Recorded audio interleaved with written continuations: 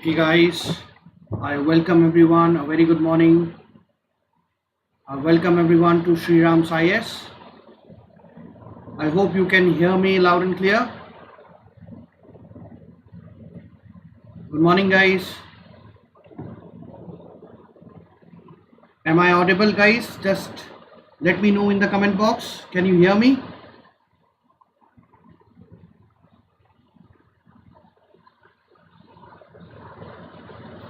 Okay, so let us start today's session, guys. I welcome to Sriram's IAS. So guys, in this session we will be discussing some important current affairs for the perspective of mains 23. So I wish a heartiest congratulations to all those aspirants who have cleared the prelims exam this year. इस साल का prelims वाकई काफ़ी unique था, काफ़ी tough था, and many dreams have been shattered. Result is out. So this session is basically will help you to target mains 23 exam. इस session में हम सारे इम्पोर्टेंट करंट अफेयर्स को कवर करेंगे. Every Saturday and Sunday the classes will happen every Saturday and Sunday from 10 a.m. till 12:30 p.m. This will be the schedule, and if I segregate that what all subjects will be taken on Saturday and what all subjects will be taken on Sunday. So on Saturday I will be coming up with international relations, polity, environment, ecology. All these subjects will be taken by me, and on Sunday Sanat sir will come and he will take economics, science and tech, art and culture, and other miscellaneous areas of current affairs. So I am very happy to announce that we are launching two new batches, one which has already started from 8th of June. The other batch is coming on 28th of June. So if you want to join Sriram's IAS, what you have to do is, here you will get a comprehensive coverage for the UPSC CSE examination for 24. We have many batches, some crash course batches running for UPSC mains 23 as well, and a comprehensive foundation batch which is ongoing right now for UPSC 24, CSE 24. So you will get a holistic coverage of UPSC exam here, which include your prelims, your mains, interview. Along with this, you will get special answer writing sessions, interview guidance by none other than the wizard of the UPSC CSE industry, Sriram sir himself. He will be guiding you in the interview stage, and you will also get all the comprehensive coverage for your optional as well. So what all optionals are covered at Sriram IAS? You have sociology, PubAt, PSIR, economics, history. All these optionals are covered here. So today is the last date that you can join us with this code Srirams. You just have to use this code Srirams, and with this code you will get a flat 25% off on all your courses. Okay, so flat 25% off on all the courses. This offer is valid till today only. So hurry up guys, आप हमारे साथ जुड़ सकते हैं. Just subscribe to this code and get along with us at Sriram's IAS. By the way, this is the result of the UPSC CSE 22. More than 85 students from our classroom programs have got their name in the merit list. Among them, the top rankers are here on the screen. So guys, let us start now today's session. This mission mains will target your comprehensive coverage of current affairs for mains 23. The target is mains 23, guys, and we will be covering holistically all the important areas from GS1, GS2, GS3, and obviously some portions will also be covered from GS4, but the current affairs portion. Okay, we will be taking up some case studies, we will be taking up some key definitions in ethics paper, so that you can brush up your knowledge for GS4.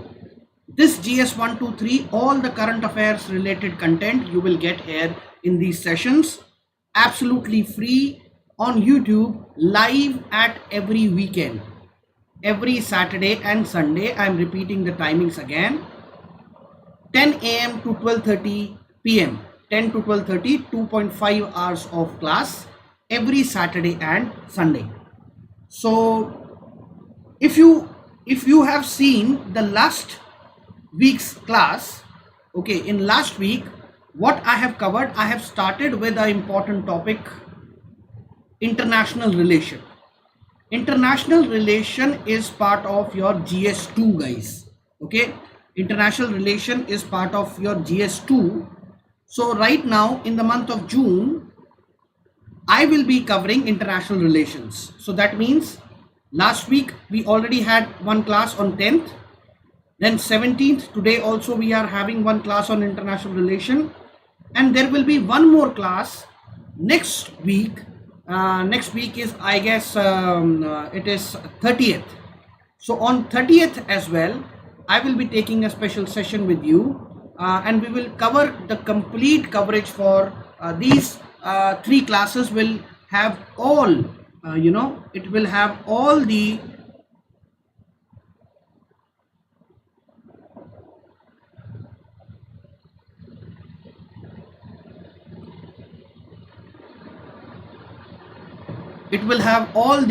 important information from this GS2 subject. Okay, so let me just quickly go through what is GS2 in terms of the syllabus. See, UPSC has given you already the blueprint. ये blueprint आपके सामने है. इस blueprint से आपको अपनी तैयारी को पैरेलल रखते हुए आपको तैयार करने होंगे अपने टॉपिक्स. ठीक है. So in my classes I will take UPSC syllabus as blueprint, and then we will prepare topics accordingly. So in last class we have already started with India and its neighborhood. So in last class we have seen India-Pakistan relation, what relations India have with its neighborhood. We have seen what India has its relation with Bangladesh. Okay, what India has the relationship with its foreign policy, or what foreign policy does India follows in its neighborhood. Foreign policy. Okay, so all these topics I have already covered in the last class. In today's class we will start with India Nepal, and India Bangladesh, India Sri Lanka, and India Afghanistan. So today's class will be focused on these 3 countries. Along with that, if we get time, we will also start India-US relation, because the second topic, bilateral, regional and global groupings involving India and affecting India's interest. So this will be covered in today's class. Some part of this topic and some part of this topic will be covered in today's class. Next, these 2 topics I will cover next week, that is next Saturday I will cover these topics. So we will wind up all GS2 international relation in just 3 classes. All important stuff you will get in these classes. Okay, by the way, these are some PYQs from this topic, India and its neighborhood relation. Okay, you can get this PDF, guys, in the official Telegram channel of Unacademy Articulate. The link is given in the description. Okay, so if you want to have the access to the PDF, अगर आप ये PDF लेना चाहते हैं तो आपको ये PDF मिल जाएगा Unacademy Articulate के चैनल पर. ओके, टेलीग्राम चैनल पर आपको ये मिल जाएगा. So let us start today's session, guys. today's session, the first topic that we will discuss is India-Nepal. So very recently you will see India-Nepal relation is still in news. अभी फिर से ये news में है for 2-3 reasons. First, the PM of Nepal very recently visited India. However, this is KP Oli, the earlier ex-PM of Nepal. The current PM has visited India in his first international visit. Second, there is one more issue related to the border dispute between India and Nepal. ठीक है, आपने देखा होगा पीछे कुछ दिनों में, and especially the last week, there was one issue which came in news, the map of अखंड भारत. हमने अभी अखंड भारत का मैप लगाया है हमारे इंडियन पार्लियामेंट में. Now this अखंड Bharat will includes some areas of Nepal as well.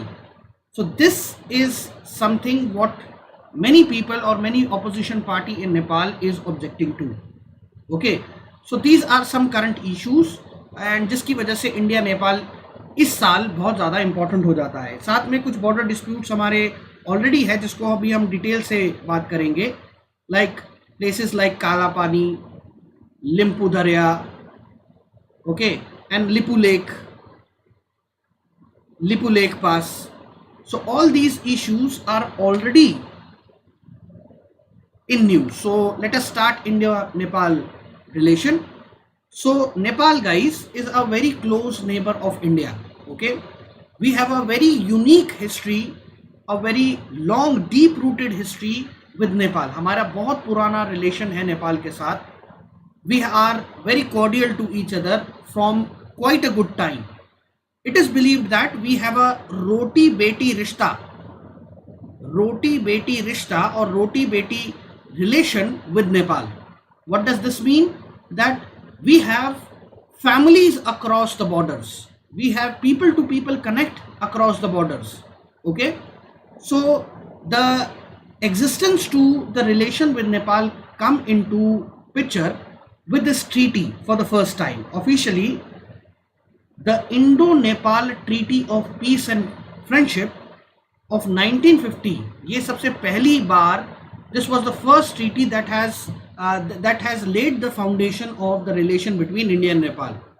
Because before 1947, India was engaging with Nepal through the Britishers. So British was engaging with Nepal, but after the independence, the first formal treaty was signed in the name of Indo-Nepal Treaty, India-Nepal Treaty of Peace Friendship of 1950. Now very recently, the Prime Minister of Nepal has visited India, like I have told you. He visited last month only. So the Union Cabinet has approved a important infrastructural connect between India and Nepal on Mahakali River. By the way, guys, in India, especially in Uttarakhand, this Mahakali river is very important because this Mahakali river demarcates the border. यानी ये नदी border बनाती है India और नेपाल के बीच में.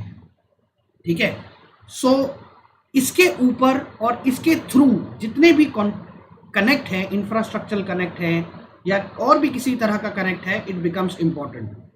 सो a new bridge has been approved by the cabinet which will connect the Darchula of Uttarakhand. ये पिथौरागढ़ डिस्ट्रिक्ट में पड़ता है.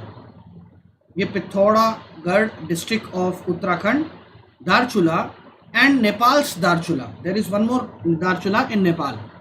So इन दोनों places को ये connect करता है. Now if I talk about the key points of India-Nepal relation, what are the background? So first we will start with background. ये रिश्ते इंडिया नेपाल के साथ एग्जिस्ट कैसे करते हैं. Now guys, before the political course या जो आज का प्रेजेंट डे इंडिया है एंड प्रेजेंट डे नेपाल है, अगर हम एंशिएंट पास्ट में जाएं, इंडिया और नेपाल के बहुत पुराने कनेक्ट रहे हैं. Like if we go in the era of Ramayana, we will see that Sita comes from Nepal. Okay, especially from this place Lumbini. Then Lord Buddha is also believed to be taken birth in Lumbini, and it is an important connect, एक historical, geographical, cultural connect है दोनों nations के बीच में. Along with that, the religious connect. Okay, by the way, बहुत लंबे समय तक the only Hindu country which was present in the world was Nepal. The only Hindu country. But जैसे जैसे 2010 onwards उन्होंने अपना डेमोक्रेटिक प्रोसेस और कॉन्स्टिट्यूशनल प्रोसेस शुरू करा, नेपाल ने भी अब अपने आप को सेकुलर डिक्लेयर कर दिया है. They have also declared themselves as secular. So at present there is no pure Hindu country anywhere in the world. Is it clear? Then guys, these two countries, they have an open border with unhindered movement of people. That means the people from Nepal can come into India, whereas the people from India can go into Nepal.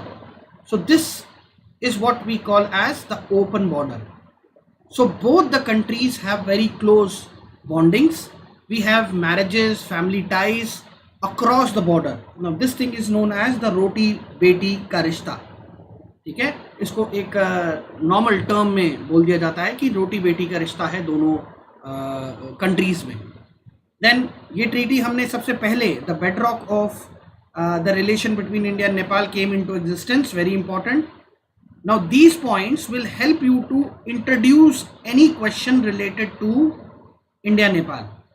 इस तरह के historical connect से आप अपने answer writing को improve कर सकते हो. इन पॉइंट्स को ध्यान रखना. That means the religious connect, the cultural connect and the geographical connect. Then this is said to be the political connect, जहाँ पर दोनों ने एक ट्रीटी के साथ एक म्यूचुअल एग्जिस्टेंस एग्री करा. सो इस तरीके से आप इंट्रोड्यूस कर सकते हो आप अपने आंसर्स को. Then rivers originating in Nepal, they feed all perennial river systems of India, like you have done your Ganga, the tributaries of Ganga. So when I say tributaries of Ganga, you have seen that all those major tributaries which are the left bank tributary, they originate from Nepal only. Okay.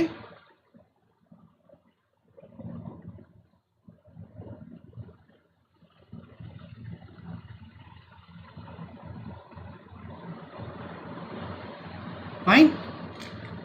Then trade and economy. So if we see we have seen the historical connect. Next is the trade and economy. India is Nepal's largest trade partner and the largest source of foreign investments, beside providing the transit for almost entire third country trade of Nepal. So the largest trade partner. Now if you ever get a chance to visit Nepal, अगर आप कभी भी नेपाल जाओगे, you will find all Indian products are easily available there. All Indian products are easily available there. Why? Because Nepal is geographically connected with India in such a way that it has only access to India. यहाँ पर एक सीधा open border है किसके साथ? India के साथ. और अगर हम नॉर्दर्न बॉर्डर्स देखें, so if we see the border of Nepal, it is largely a rectangular shape territory. So from three sides, from the west, east and south, it is surrounded by India, and in the north you have Tibet bordering Nepal. So Tibet के साथ नेपाल का इतना अच्छा access नहीं है. Reason is that there is a geographical barrier in between, that is the Himalayas. So the presence of Himalaya is the reason why you will see that there is there is a dependence of Nepal over India. तो जो भी trade वहां पर होता है वो India से directly linked होता है. Then next is connectivity. So again, as I have already explained, they are dependent on India and a geographical barrier is there. So connectivity will also come from Nepal. So sorry, the connectivity will also come from India. So what are the recent connectivity programs that has been shared or that has been launched in India, Nepal? So first, Indian government has signed an agreement of electric rail track linking Kathmandu with Raxaul. So Raxaul in India will connect with Kathmandu through a rail. Then India is also looking forward to develop inland waterways. Okay, India is also looking forward to develop inland waterways. That means connectivity through rivers. Connectivity through rivers. सो ये भी एक important agenda है जहां पर एक project का नाम है Sagarmatha, which in a way is trying to connect Nepal with the sea route. So Nepal को सी रूट का एक्सेस मिलेगा इस प्रोजेक्ट के अंदर. कैसे? Through the network of inland channels, then through the network of railways, then through the network of roads, and finally the goods will reach the ports of India.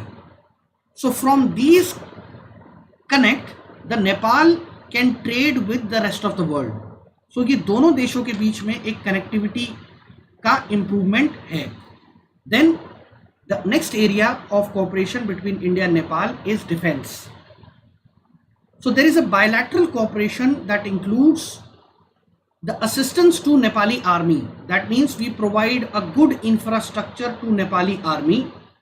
Along with infrastructure, we have an old agreement with Nepali armed forces that the Gorkha regiment, we have at present, I guess, 4 operational Gorkha regiments in Indian Army.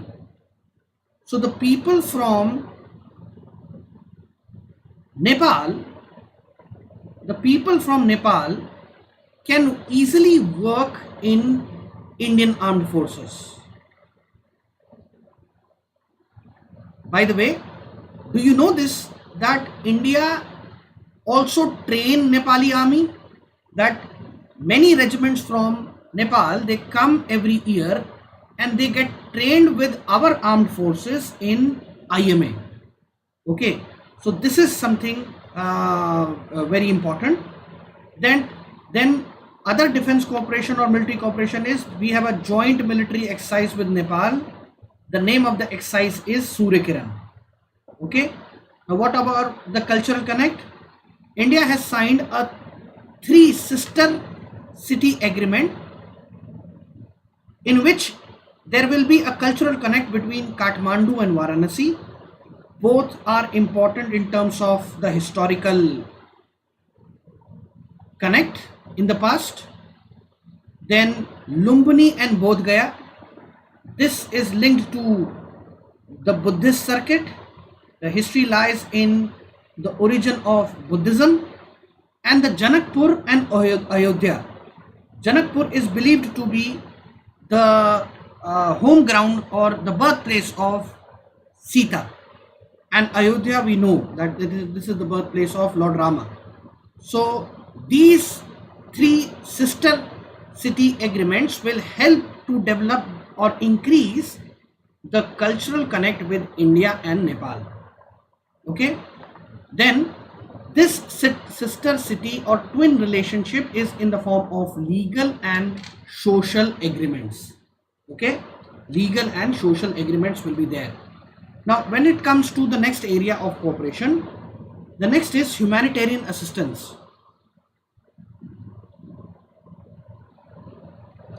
So Nepal in a sensitive ecological fragile zone because it lies in zone 5. If we see the demarcation, it lies in zone 5, a strong earthquake prone area as it is majorly covered by Himalayas, and with excessive rivers flowing from Himalayas, it is also prone to floods every year. So there have been many such instances in the past, like the earthquake of 2015, where India has provided easy access or humanitarian assistance to the supplies, to all the food, medical and other kind of facilities to Nepal. Then there are some other areas of cooperation where India and Nepal, they share a common forum, the multilateral partnerships, like in BIMSTEC, both the countries are together. In SARC, both the countries are together. And also in BBIN. BBIN stands for Bangladesh, Bhutan, Nepal and India. So these are some international platforms where both India and Nepal are connected together. Is it clear? Then guys, if we see the territorial dispute, some issues that we have with Nepal. So we have seen a little background and different areas of cooperation. Okay, we have seen the background and different areas of cooperation, right? Now we will see that what are the issues that we have with Nepal. So first issue is India Nepal territorial dispute. ठीक है, सबसे पहला जो issue है, that is the India Nepal territorial dispute. The first thing is that both the countries have an undemarcated border.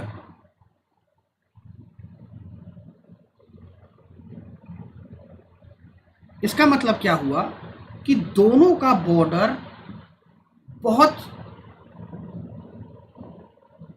Exactly demarcated नहीं है, यानी there is no one single border line separating the two countries. Okay, so both the countries have a open border, around 1800 kilometers of open border, which is managed under a treaty of peace, friendship and cooperation of 1950. The border was formally demarcated for the first time in Treaty of Sagoli. Now this is a very important treaty guys, because this was a treaty between the Britishers and Nepal. So they signed a treaty with Britishers at that time, and this is the treaty which right now is in news. ठीक है, यही treaty है जिसका आप देखोगे बहुत ज़्यादा news में बनी हुई है. So under section 5 of this treaty, Nepal renounced its claim on the region west of river Kali. Because India और नेपाल के बीच में जो डिमार्केशन, जो बॉर्डर बनाता है, वो एक नेचुरल बैरियर है, वो है रिवर काली, जिसको रिवर महाकाली भी कहा जाता है नेपाल में. Okay, so according to section 5 of treaty of Sugauli, जो भी portion west of river Kali होगा, all the portions west of river Kali, that is the Indian side, Nepal won't claim all those regions. Nepal उन regions को claim नहीं करेगा. But the problem is guys, this river is a perennial river and it changed its course. ये river अपना course बदलती है, like every other river does. नदियां अपना रास्ता बदलती है geographically. Over the period of time, rivers change their course. Now what has happened that over the period of time, Nepal's stand has changed. So Nepal claimed that they conducted a census in 1950 and refer Treaty of Sagoli as legitimizing its claim. यानी Nepal claim करता है कि ये सारे regions like Kalapani, लिम्पू दरिया, Lipu lake, ये सारे waste of river काली लाई करते हैं एंड इंडिया ने ही इन रीजन्स को हमेशा से कंट्रोल करा है.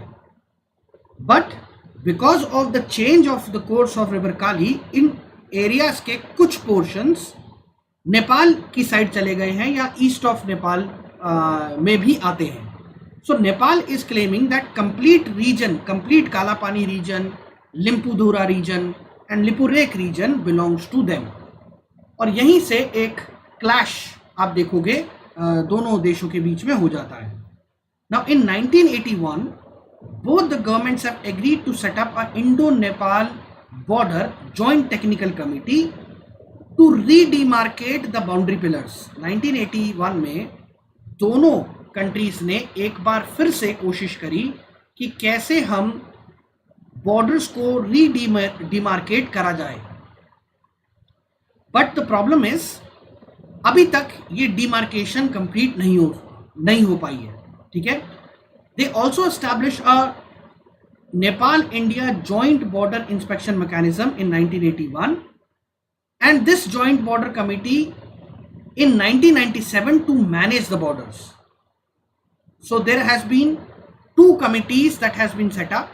First, Indo-Nepal Border Joint Technical Committee in 1981 and then Nepal India Joint Border Committee in 1997.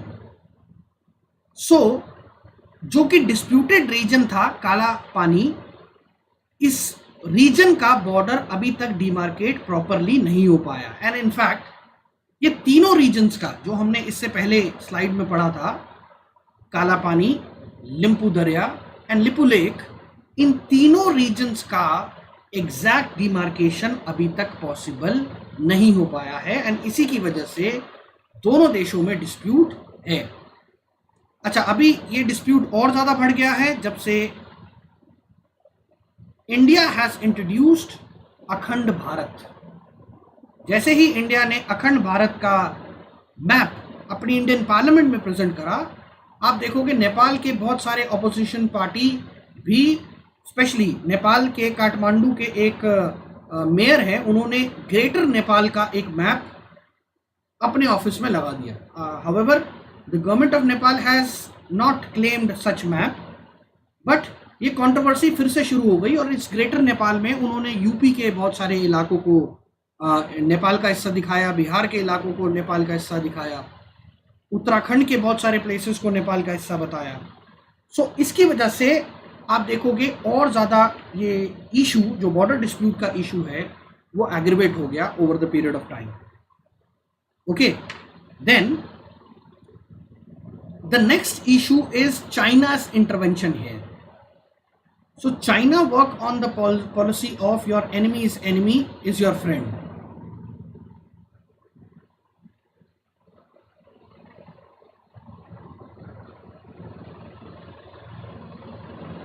Your enemy's enemy is your friend. So अब China, though Nepal is not our enemy, but China is supporting or financing all those opposition parties of Nepal which has a anti-India stand. ऐसी parties जिनका anti India stand है, अक्सर China in parties को support करता है. Financially भी support करेगा, morally भी सपोर्ट करेगा, जिसकी वजह से आप देखोगे वहाँ पर एक एंटी इंडिया सेंटिमेंट्स को डेवलप करा जा रहा है from quite a long time. So ये काम कौन कर रहा है? China. So but now technically speaking, Nepal is dependent on India for all its imports. Why? Because आप देखोगे उनकी कनेक्टिविटी जो तिब्बत के साथ है वो जोग्राफिकल बैरियर से रेस्ट्रेन्ड है. But now China is gradually entering into the space of investments, aid and loans in Nepal. Now आज के टाइम में जो ये बैरियर था, फिजिकल बैरियर था, वो फिजिकल बैरियर को भी दूर कर रहे हैं. Like they are developing many, they are doing construction, like they are connecting a rail link between Kathmandu and Lhasa. Lhasa is in Tibet. So they are planning a rail link, a direct rail link. इसके बाद they are also giving them aids. Aids is a financial help without any expectation of any return. So ये financial help उन्होंने करी है, बहुत सारे लो rate of loans दिए हैं. Then they also consider Nepal as a key partner of belt and road initiative. So वो यहाँ चाइना नेपाल को कनेक्ट करने की कोशिश कर रहा है. कैसे? Through their Belt and Road Initiative. Under this, they are developing network of railways, network of roads, also development of seaports. Now Nepal is not linked with directly through a sea route, but yes, through Myanmar they are trying to link Nepal. Then direct connect with rail and road through the Tibet is also happening right now. So China and Nepal cooperation can undermine Nepal's distinction of a buffer state between India and China. जो नेपाल का जो geographical और उसका अब तक का जो stance है, it act as a buffer state, यानी a zone which is neutral between India and China. But right now they are inclining towards China. Slowly and slowly, China is also gaining their influence in Nepal. Then guys,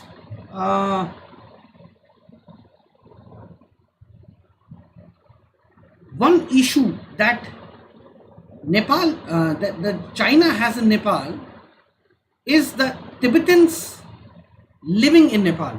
So बहुत सारे Tibetans जो कि China की atrocities से भागकर India में आए, because what they are demanding their own freedom from China, and they are propagating their own Tibetan autonomy. So this is the issue that concerns the China. However, इनका जो numbers है, Tibetans का जो numbers है नेपाल में, वो बहुत ही ज़्यादा low है. It is quite handful. Then what you see this as a way forward? Now if you want to have a cordial relationship with Nepal, the first thing is that we have to solve the major issue. और आज के time में जो major issue है नेपाल के साथ, वो है बाउंड्री डिस्प्यूट. सो किसी भी तरह का वे फॉरवर्ड अगर आप इंडो नेपाल रिलेशन में देखते हो, वो है the boundary dispute. So we should have solved, or we should try to solve this boundary dispute as soon as possible. Okay, then we need to handle the international law on transboundary water disputes like Kosi, especially the Sapt Kosi and Sapt Kosi. So basically ये जो सप्त कोसी जो एक river है, ये 7 stream के Confluence से बनता है, and then they turn into one river, that is Kosi. And this Kosi brings in a havoc to the parts of Bihar. ये बहुत बड़ा डिस्ट्रक्शन लाती है आपके बिहार के इलाकों में. That is why it is known as sorrow of Bihar. So we need to control these rivers, their flow, so that we can have a cordial relation. We can reduce the impact of floods across the border. Is it clear?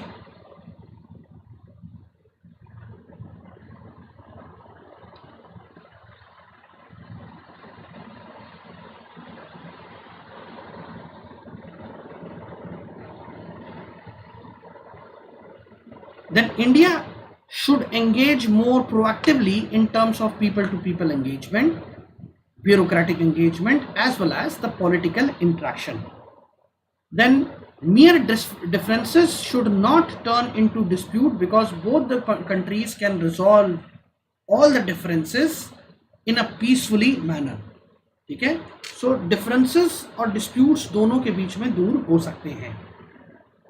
The next topic, or the next part of international relation that we will be covering is India Afghanistan. Okay, India Afghanistan.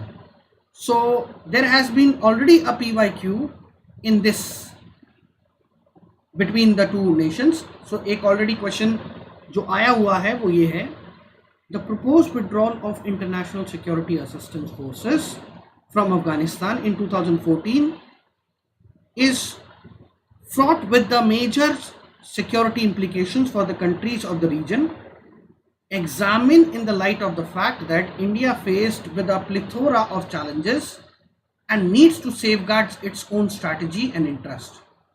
2013 का ये question है, ठीक है. So let's see if we can answer this question or any question related to India Afghanistan through our discussion. So guys, Afghanistan has also a important place in terms of geography. Afghanistan की एक बहुत important location है because it gives a direct connectivity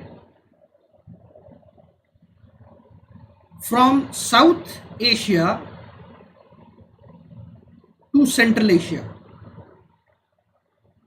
एक connectivity के point of view से एक बहुत important location बनती है अफगानिस्तान की, इसलिए यहां पर पीस एंड स्टेबिलिटी बहुत इंपॉर्टेंट है. But we can say that Afghanistan is kind of a curse to Asia. Curse in what sense? That this place has never seen stability in last 300 years.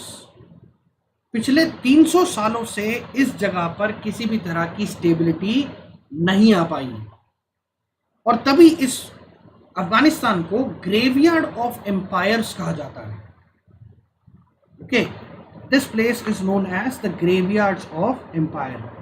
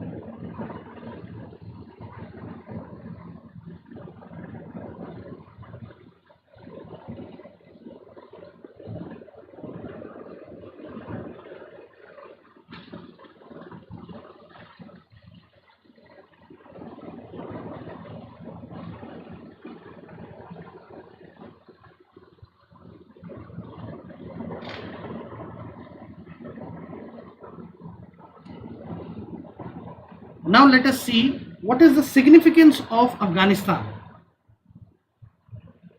What is the significance of Afghanistan, guys?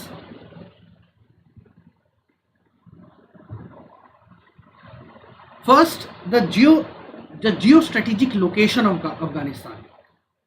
As I have just explained that the location of Afghanistan is very important. Connecting in the east, west, central and north of Asia, it is basically the part of, or Afghanistan is also called as the heart of Asia. Okay, Afghanistan is also known as the heart of Asia. All right, so it has a connectivity in all directions. So that is why Afghanistan has a very important geostrategic location. Okay, so the proximity of powers like Russia, China, India, Iran, it has connectivity to all these nations. Now, center of this great game, it becomes a center of the great game between US and Russia since the Cold War era. Now, you will see that USA's intervention in Afghanistan and Russia's counter in Afghanistan has led to destabilization of the Afghanistan as a whole. Okay, so Afghanistan का एक important geostrategic significance क्या है? It is a regional, it act as a regional balance of power. That means it act as a peace and stability in Afghanistan. It is linked to India's vision of regional leader and global power. So it helps India to maintain that balance of power in the region. Then for internal security point of view, India के लिए क्या significance है अफगानिस्तान का? तो Afghanistan is a center of radical ideology. We know that Taliban. Then it is a center of drug trafficking, as it is part of Golden Crescent.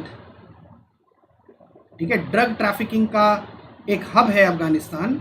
And smuggling, the smuggling of human trafficking, the smuggling of weapons, the smuggling of drugs. All these things happens in this part of Afghanistan. So peaceful Afghanistan is very important for the India's internal security. So this is a clear significance for India. Next, the geoeconomic significance of Afghanistan for India. Now, as far as connectivity is concerned, India का बहुत सारे ऐसे connectivity projects हैं, like India's north-south corridor. India's north-south corridor, जो कि एक important center से होकर गुजरता है. Like this corridor starts from Mumbai. From Mumbai, it via sea link, it connects the Gwadar. From Gwadar, it enters the Pakistan and then Central Asian countries like Kazakhstan, Uzbekistan, entering Russia, and also the west of Europe. It connects till Europe. So Afghanistan के अंदर जितनी ज़्यादा stability रहेगी उतना ज़्यादा हमारी connectivity improve होगी Europe के साथ, सेंट्रल एशिया के साथ. देन और क्या इकोनॉमिक वेल्थ है अफगानिस्तान किस लिए हमारे लिए इंपॉर्टेंट हो जाता है? The mineral wealth. The mineral wealth of Afghanistan. Afghanistan is a hub for many such minerals like iron, copper, which is worth around $1 trillion. Imagine the reserves present there. It is very important in terms of the hydrocarbons available there, the untapped sources available there. ठीक है, energy security के लिए बहुत important है. वहाँ पर natural gas के reserves हैं, वहाँ पर ऑयल के रिजर्व्स हैं, वहाँ पर और भी कई ऐसे कोल और अदर नेचुरल रिसोर्सेज के रिजर्व्स एक्सपेक्ट किए जा रहे हैं. So that is why Afghanistan also plays an important role in terms of energy security. Then it is also part of a very important energy security pipeline, TAPI. It stands for Tajikistan, Afghanistan,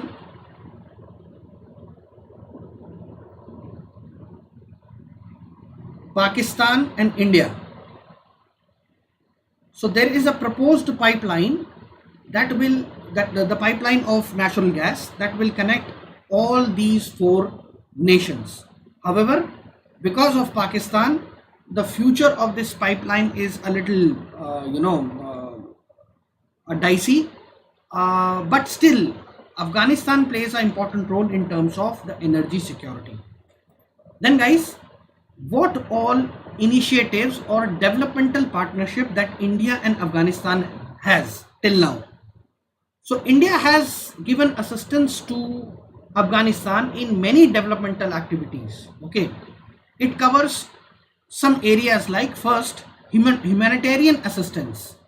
Now, when the Afghanistan was in the transition of the political struggle, when Taliban was taken over, so India has provided a good amount of food grains to Afghanistan under World Food Program, where we have supplied almost 100 grams, daily supply of 100 grams of fortified high protein biscuits to nearly 2 million children under the school feeding program administered through the World Food Program.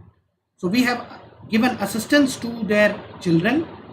Then we have provided free medical consultation and medicines through 5 Indian medical missions to Afghanistan, which has helped almost 30,000 Afghanis almost monthly.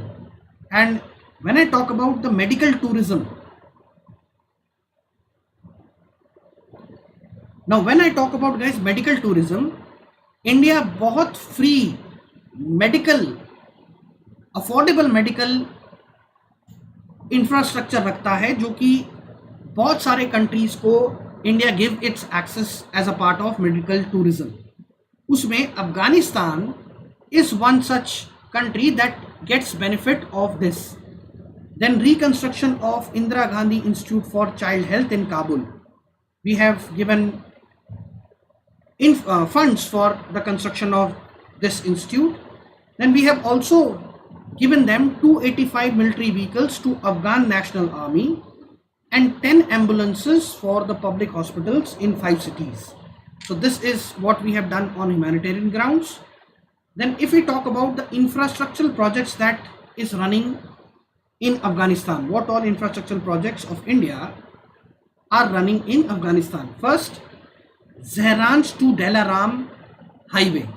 Now this is a 218 kilometer road from Zehranj to Delaram. These are the two places in Afghanistan. It will facilitate the goods and services from Afghanistan to Iranian border to Chabar port. That means from Chabar in Iran, this goods and supply will then travel from Zaranj to Dalaram. Okay, it will connect Zaranj to Dalaram. So basically it is covering almost all of Afghanistan on the western side.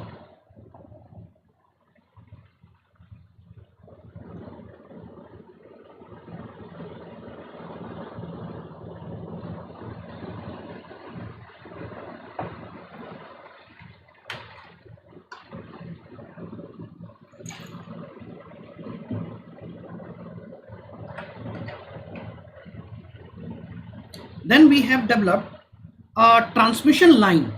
We have developed a power line, a power supply line of 220 kilowatt, which is a DC transmission line from Pul-e-Khumri to Kabul. Then Salma Dam Power. This is a project that we are right now running in the Herat province of Afghanistan. The capacity of this project is 42 megawatt. Then Afghan Parliament, they before the shift of power in Afghanistan, India has also invested. India ने बहुत अच्छा fund वहां पर दिया है और help करी है अफगानिस्तान की construction of Afghan parliament. Okay, then if I talk about small community based developmental projects, हमने छोटे छोटे ऐसे बहुत सारे प्रोजेक्ट्स में अफगानिस्तान में इन्वेस्ट करा है, जहां पर लोकल एंटरप्रेन्योरशिप पर हमने काम करा है, agriculture, rural development, education, health, vocational training, solar energy. All these areas we have given or we have helped Afghanistan. There are almost 84 such small projects which are running right now in 19 Afghani province. So these are some partnership. Then in terms of education and capacity building, we have allowed the Afghani students to undertake the graduate and postgraduate programs for Afghan students in India. So you will find many Afghani visiting all major universities in India. Then we are also giving them training, short-term training and skill development.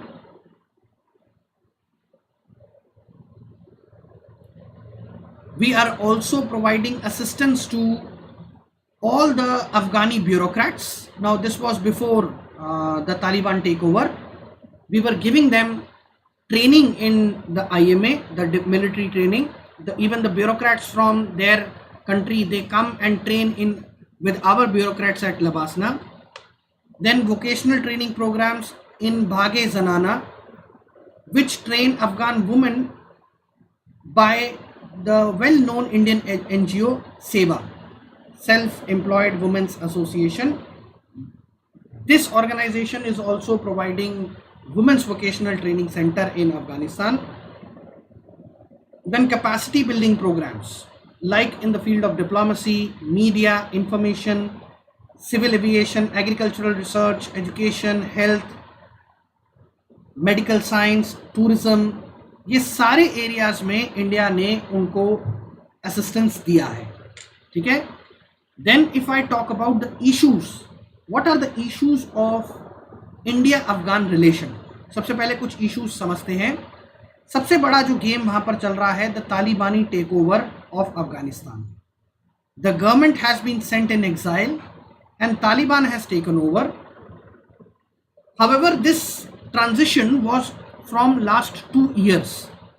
After the World Trade Center attack, the America has entered Afghanistan and they tried to kill and they tried to defeat the terrorism, the Al-Qaeda there, but USA was ultimately failed in doing so. आज की जो present condition है अफगानिस्तान में, that is even worse than what it was during the time when US came or when US entered Afghanistan. और भी ज़्यादा situation worse हो चुकी है अफगानिस्तान में. So the challenges are for India the retreat of USA. जैसे ही यूएसए गया, इंडिया के लिए क्या चैलेंज है? The growing nexus of China, Russia and Pakistan in this region. यहाँ पर इन्फ्लुएंस किसका बढ़ रहा है? चाइना का, रशिया का, पाकिस्तान का, और साथ में जो ईरान की जो प्रेजेंट गवर्नमेंट है वो थोड़ी सी ऑर्थोडॉक्स और कह सकते हो रेडिकल गवर्नमेंट है. इसलिए उनका इंक्लिनेशन भी अफगानिस्तान के टुवर्ड्स पॉजिटिव है और इंडिया के टुवर्ड्स थोड़ा सा नेगेटिव है. सो सबसे बड़ा चैलेंज हमारे लिए ये नेक्सस है अफगानिस्तान में. Then after the withdrawal of US from Afghanistan, ठीक है, there is a high risk of terrorism that has increased for India because Taliban, आप देखोगे Taliban has been using many such agents and they are further nurturing the terrorism in the Afghani soil. Now when there is more terrorism in Afghani soil, it will have a straight impact of the terrorism or rising terrorist activity in India. हमारे लिए Kashmir reason को, आप देखोगे Kashmir reason को stabilise करना और ज़्यादा difficult हो जाएगा जितना ज़्यादा टेररिज्म अफगानिस्तान में बढ़ेगा. Why? Because Pakistan also use such such hard liners, जैसे तालिबान जैसे हार्ड लाइनर्स को वो इंडिया के अगेंस्ट यूज करते हैं. Specially they support their Haqqani network. Haqqani network is a network which is present on the western borders of Afghanistan. ठीक है, हकानी नेटवर्क अपने आप में एक बहुत इंपॉर्टेंट नेटवर्क है जिसकी वजह से पाकिस्तान अपना इन्फ्लुएंस रखता है अफगानिस्तान में. इस हकानी नेटवर्क से तालिबान को सारी सप्लाईज पहुंचती है पाकिस्तान के थ्रू. So it is expected that the Al Qaeda and the IS, the Islamic State, will use the terror groups against India. ऐसा एक्सपेक्ट करा जा रहा है. सो सबसे बड़ा इशू है सिक्योरिटी पॉइंट ऑफ व्यू से. सिक्योरिटी के लिए थ्रेट है इंडिया. देन ट्रेड, जितने भी कनेक्टिविटी प्रोजेक्ट्स अभी हमने ऊपर की स्लाइड्स में पढ़े थे, तालिबान के आने के बाद वो सारे कनेक्टिविटी प्रोजेक्ट्स इंपैक्ट होंगे. हमारा जो इन्वेस्टमेंट था छाबार में, वो छाबार भी आप देखोगे जो हमने रोड जहरांज टू देलाराम रोड बनाई, वो और उसके थ्रू जितने भी ऐसे ट्रेड रूट्स हैं वो सारे इम्पैक्ट होंगे. बेसिकली हमारा जो टारगेट था वो था to circumvent Pakistan. Now if you see the location, if I draw the map of India, now this is Gujarat. हमने छाबार पोर्ट में इसलिए इन्वेस्टमेंट की थी कि हम पाकिस्तान को बाईपास करके हम सीधा अफगानिस्तान के through we can reach the north south corridor and we can reach Europe.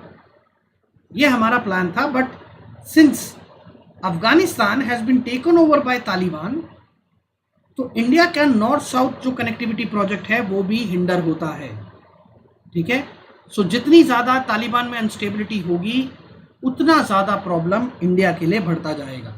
So I hope you understand how trade and connectivity will impact. किसी भी मेंस क्वेश्चन में आपको अगर ज़्यादातर जो क्वेश्चंस आएंगे वो बायलैटरल रिलेशन से आएंगे. Are you getting this? Bilateral relation में आपको पहले यही देखना होगा कि दो देशों के बीच में, India and let's say Afghanistan,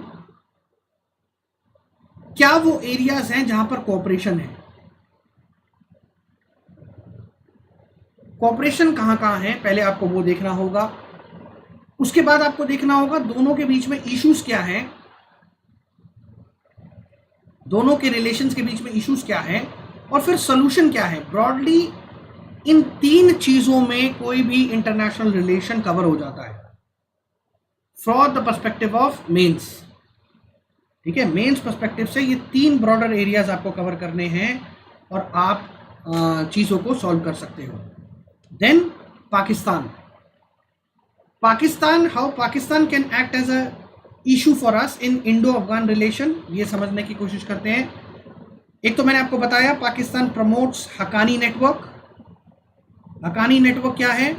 Haqqani network western Afghanistan में जो कि ओपन बॉर्डर है, वेस्टर्न अफगानिस्तान का जो ओपन बॉर्डर है उसमें तालिबान को जो जितनी भी सप्लाई पहुंचती है वो इसी नेटवर्क के थ्रू पहुंचती है, हकानी नेटवर्क के through.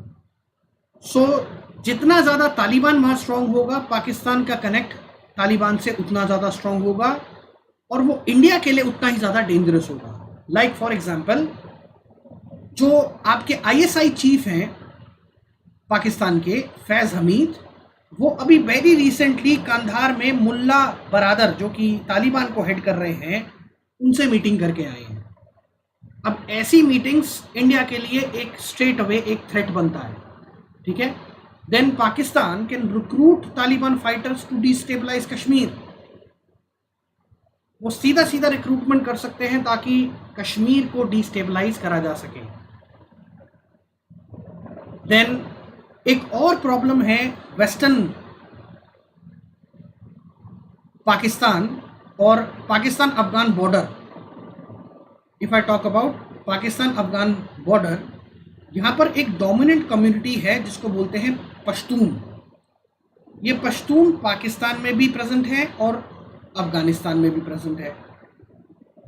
Okay, the Pashtuns are present in Afghanistan as well as Pakistan and they are demanding their own land in Afghanistan as well as in Pakistan. So ये दोनों के लिए एक टेंशन है। and adding to this एक और जो चैलेंज है that nobody except Durand line in Afghanistan, चाहे वो तालिबान हो चाहे अफगानिस्तान की गवर्नमेंट हो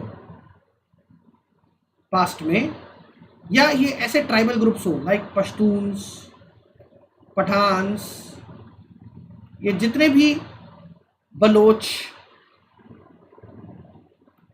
ये जितने भी ट्राइबल ग्रुप्स हैं, ये कोई भी दुरंड लाइन को एक्सेप्ट नहीं करता। What is Durand line? The border between India and Pakistan. So you will know that the border is not demarcated like India China border is not demarcated clearly. Same is the issue with Afghanistan and Pakistan. इसलिए यहां पर एक tussle बना रहता है। इसके बाद आप देखोगे अफगानिस्तान को हमेशा से यूज करा गया है for a great game. What great game I am talking about?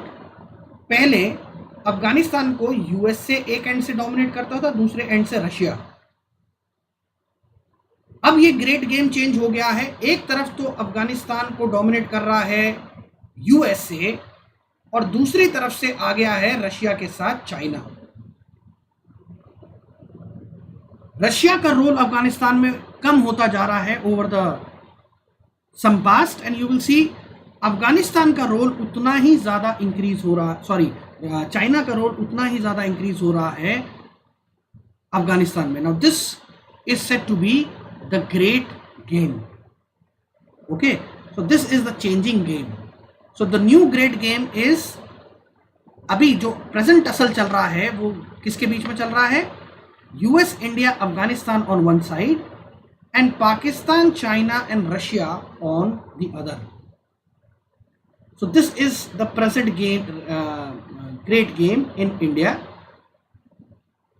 The new government is quite a few members are on the various terrorist list. यानी जो भी तालिबान के साथ एंगेजमेंट है, all the engagement with Talibani government, most of them are the part of various terror groups. ये ऐसे terror list में यहाँ पर इसके मेंबर्स हैं जो कि यूनाइटेड नेशन के टेरर लिस्ट में आते हैं, यूएस के टेरर लिस्ट में आते हैं। इनके साथ engagement is next to impossible.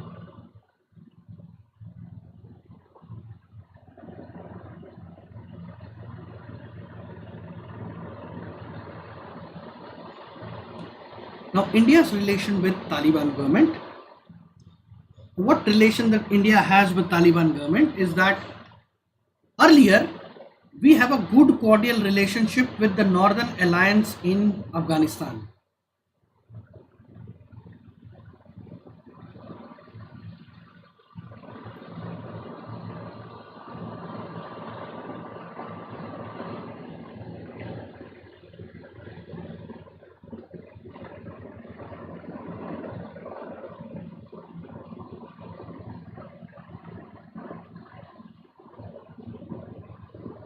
But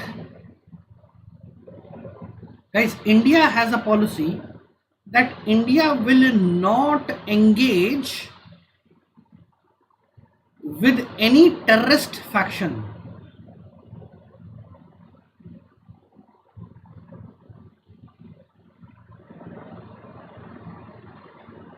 India का एक क्लियर फॉरेन पॉलिसी है that India will not engage with any terrorist organization. But the problem is right now Taliban, the Afghanistan is run by Taliban. तो अगर India को अफगानिस्तान में अपनी presence को protect करना है या प्रेजेंस को स्ट्रॉन्ग करना है तो आपको इनडायरेक्टली तालिबान के साथ रिश्ते इंप्रूव करने होंगे.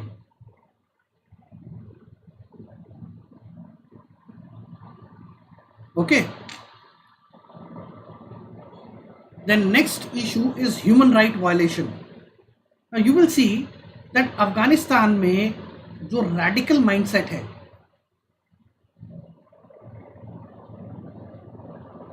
the radical mindset in Afghanistan is very strong.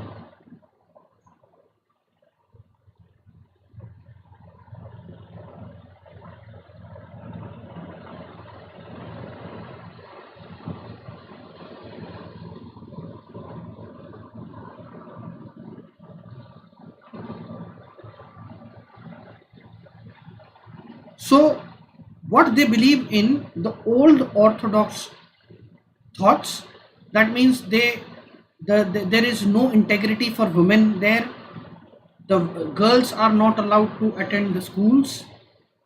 There is a brutal form of justice system that Taliban has in Afghanistan. So आप देखोगे पूरी तरीके से एक ह्यूमन राइट वायलेशन है अफगानिस्तान में. Now what shift that India has on Taliban? Now presently India अभी भी एक wait and watch approach follow कर रहा है. That means we are not directly engaging with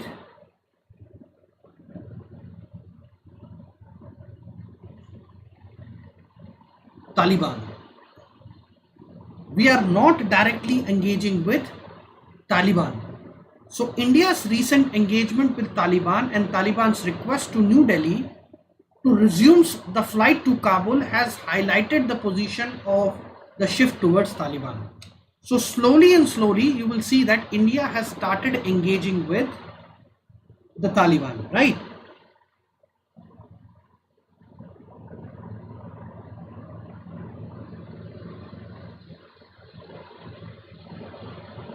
Then however, India has not recognized Taliban and we still support the Northern Alliance. The Northern Alliance में आप देखोगे वही सारे पॉलिटिकल पार्टीज आ जाते हैं like Hamid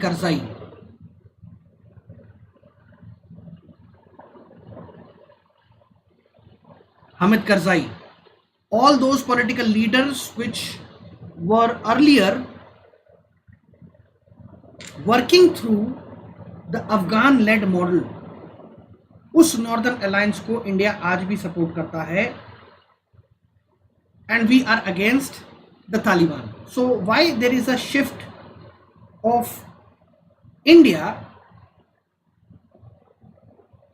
towards Taliban? Why we are changing our shift towards Taliban? Now first is the shift is because of India is missing out of various peace processes in Afghanistan.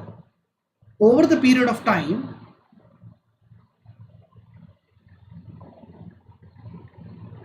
आप ये देखोगे कि ऐसे जैसे जैसे USA का विड्रॉल हुआ अफगानिस्तान से, बहुत सारे ऐसे पीस प्रोसेस वहां पर शुरू हुए जिसमें इंडिया को कई बार इग्नोर कर दिया गया। ओके, इंडिया को इग्नोर कर दिया गया, specially the role of Pakistan. Pakistan has played a good role there. अगर इंडिया को अफगानिस्तान से बाहर रखने की बात करें, कैसे? Because first of all they have provided all the support to Taliban from the start. सबसे ज़्यादा उन्होंने तालिबान को अगर कहीं से सपोर्ट मिला है तो वो पाकिस्तान की वजह से है। No Afghan government till now and including Taliban has never accepted Durand line. Then Indian investment, हमारे जितने भी इन्वेस्टमेंट है वहाँ पर लगभग $3 बिलियन के इन्वेस्टमेंट है अफगानिस्तान में। इंडिया को उस इन्वेस्टमेंट को प्रोटेक्शन देनी होगी और इसी वजह से हमें अपने रिश्ते इम्प्रूव करने होंगे अफगानिस्तान के साथ। ये कौन कौन से इन्वेस्टमेंट्स हैं मैंने बताया था, Salma dam, Afghan parliament, Zaranj Delaram highway, ठीक है, इन सब को प्रोटेक्शन देनी होगी। देन अभी वेरी रिसेंटली शतूत डैम, एक और डैम है जो कि ड्रिंकिंग वाटर के लिए काबुल सिटी के पास बन रहा है, इसमें भी इंडिया ही हेल्प कर रहा है अफगानिस्तान की। Then connectivity, energy point of view से अफगानिस्तान की लोकेशन बहुत इंपॉर्टेंट है। तापी, ठीक है, Tapi that is Tajikistan, Afghanistan, Pakistan, India, ये एक इंपॉर्टेंट पाइपलाइन है। अगर पाकिस्तान अफगानिस्तान में इंस्टेबिलिटी होती है तो हमारी एनर्जी सिक्योरिटी तापी से भी कॉम्प्रोमाइज होगी।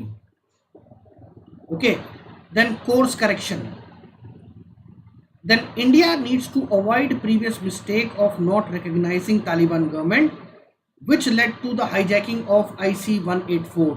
इंडिया ने पहले भी, जब तालिबान का टेक ओवर हुआ था बहुत छोटे टाइम के लिए, इंडिया ने तब भी उनकी गवर्नमेंट को रिकॉग्नाइज नहीं करा था, जिसका एक स्टेट अवे इम्पैक्ट था द हाईजैकिंग ऑफ IC-814। और इसके बाद एक ड्रेडेड टेररिस्ट जिसका नाम था मसूद अजहर, जो कि जैश ए मोहम्मद का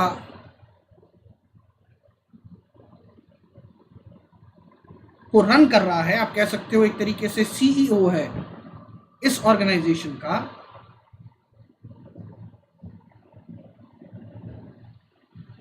ये तालिबान को रिकग्नाइज ना करने की वजह से ये आप देखोगे ये इशू हुआ था। So the same mistake India cannot redo, that is why India is a little skeptical and changing its stance towards Afghanistan. So what could be the way forward? कैसे हम इंडो अफगान रिलेशन को और better improve कर सकते हैं?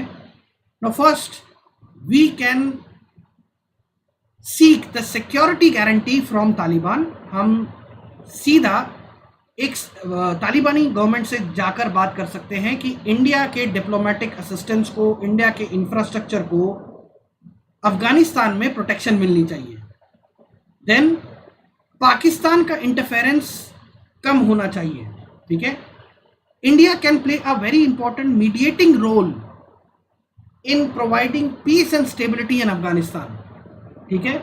India एक mediating role play कर सकता है और साथ ही इंडिया उसके बॉर्डरिंग कंट्रीज के साथ भी मैनेज कर सकता है, जैसे चाइना एंड ईरान के साथ कुछ ऐसे बेटर पीस टॉक्स हम फिगर आउट कर सकते हैं जिससे हम इंडिया अफगानिस्तान रिलेशंस को भी इम्प्रूव कर सकें। साथ ही हम यूएसए के साथ कोलैबोरेशन करके, जिनका एक तालिबान के साथ स्ट्रेट अवे एक एग्रीमेंट है, उसके साथ यूएसए के साथ भी हम मिलकर एक कॉमन डिप्लोमेटिक सोल्यूशन पर आ सकते हैं। Then India can also help the Kabul to come out of many problems like terrorism, women's right, democratic value. India हमेशा से अफगानिस्तान में प्रमोट करता आया है Afghan led, Afghan controlled and Afghan owned process.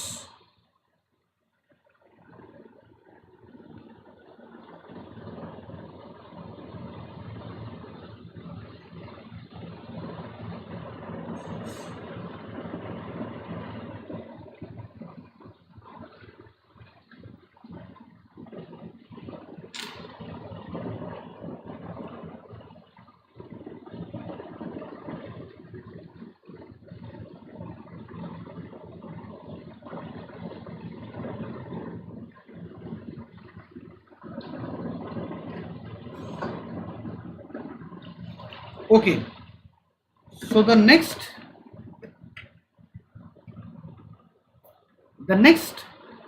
topic or the next bilateral relation that we will be doing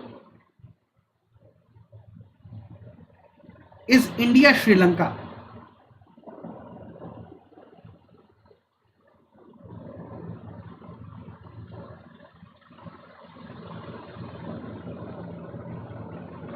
okay, so India Sri Lanka से अब तक 2 question straight away आए हैं और एक क्वेश्चन तो 2022 के मेंस में ही आया है। ठीक है, एक क्वेश्चन 2022 के मेंस में ही आया है। India is an old age friend of Sri Lanka, discuss India's role in the recent crisis in Sri Lanka in the light of preceding statement. Okay, so again we will see that what are the historical ties of India and Sri Lanka. So guys, just like India Nepal, India Bangladesh, India Bhutan, India has a very old legacy with Sri Lanka. The legacy will include the intellectual, cultural, religious and linguistic interaction.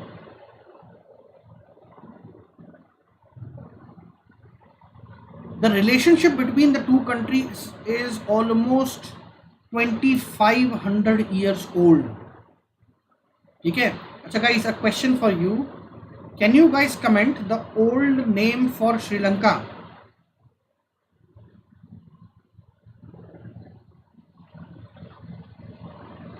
What is the old name for Sri Lanka? क्या आप मुझे comment box में बता सकते हो? और साथ में उसका प्रेजेंट कैपिटल कौन सा है?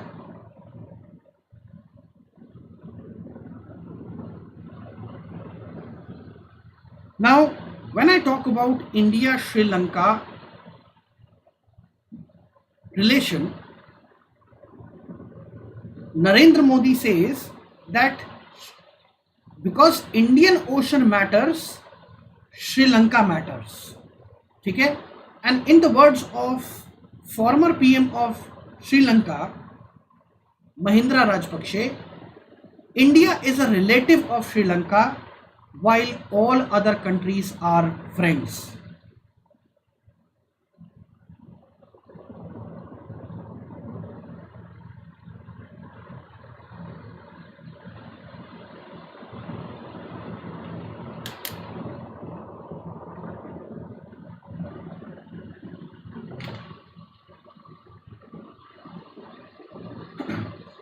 So firstly, let us see what are the overview of the relations between the two countries. Now, first of all, Sri Lanka and India. For Sri Lanka, India is the largest trading partner in SAARC. Both the countries have a free trade agreement in March 2000. So we provide a free access to Sri Lankan goods and Sri Lanka provides a free access to Indian goods there. Then according to Sri Lanka Customs, the bilateral trade between January to November 2019 amounted to 4.19 billions. Then both the countries have a currency swap agreement. What does this mean?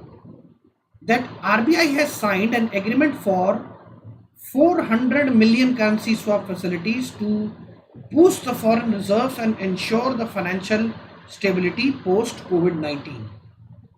Then if I talk about FDI from India, that means how much investment from India goes into Sri Lanka. This amounts to 1.7 billion US dollars. From 2005 to 2019, $1.7 billion of FDI has been invested in Sri Lanka. Then India has sent a written financing assurance to International Monetary Fund from becoming the first bilateral creditor to the island nation. Economic front पे अगर हम बात करें, the first bilateral creditor, that means we have given the credit support to Sri Lanka because right now Sri Lanka is going into a economic crisis. ठीक है, like Pakistan, they are going into economic crisis.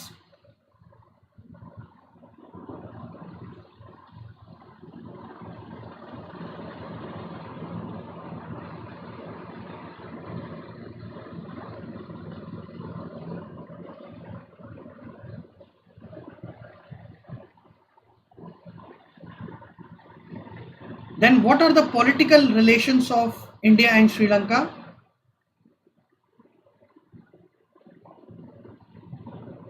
First of all, when I talk about the political relations, it have been there has been a high level exchanges, like you will see Indian Prime Minister going there, their Prime Minister coming to India. However, since Sri Lanka has gone into a economic crisis, आप देखोगे बहुत ज़्यादा political unrest Sri Lanka में देखने को मिलेगा। Now India's first policy जो श्रीलंका सीधा फॉलो करता है, that they will give India a upper hand in comparison to any other country, because they believe India Sri Lanka में एक सीधा रिश्ता है, that they consider India as a relative, whereas all other neighbors are friends or all other countries are neighbors. This is how the Sri Lanka designate India. So there is a quite an importance that India has in Sri Lanka. So this is the political connect. Both the countries are part of SAARC and BIMSTEC. Along with that, both the countries are also part of the Indian Ocean Rim Association, the Sagar initiative, where the port connectivity will be improved. All right. Then what is the geostrategic significance of Sri Lanka? Geostrategic significance is that location of Sri Lanka in Indian Ocean is quite crucial, because from Sri Lankan waters almost 90% of the Indian trade is happening. Okay, either our trade with Southeast Asia or our trade with the Central Asia, it happens through Indian Ocean region. So cordial relationship with Sri Lanka is very important in the Indian Ocean region. Then Sri Lanka has a clear strategic policy that they will have a India first approach. That means they will first cooperate with India and then they will cooperate to the other partners. Okay. Then defense and security cooperation with India and Sri Lanka. Now, first of all, the military exercises. We have two military exercises, Mitra Shakti, armed forces exercise, and naval exercise is SLENEX. Okay. India also trains the Sri Lankan armed forces at many occasions.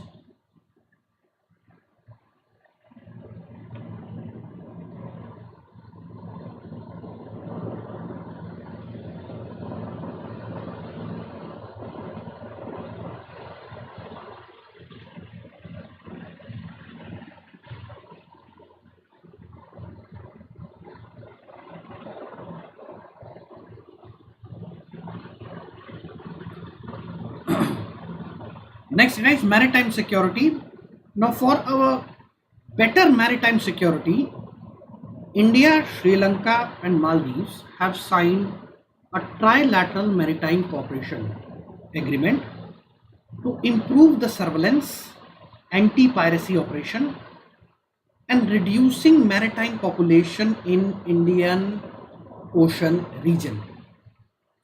So all these three countries are working on improving the surveillance, anti-piracy and reducing the marine pollution in Indian Ocean region. Then they have also agreed to sign an agreement on counter drug and human trafficking.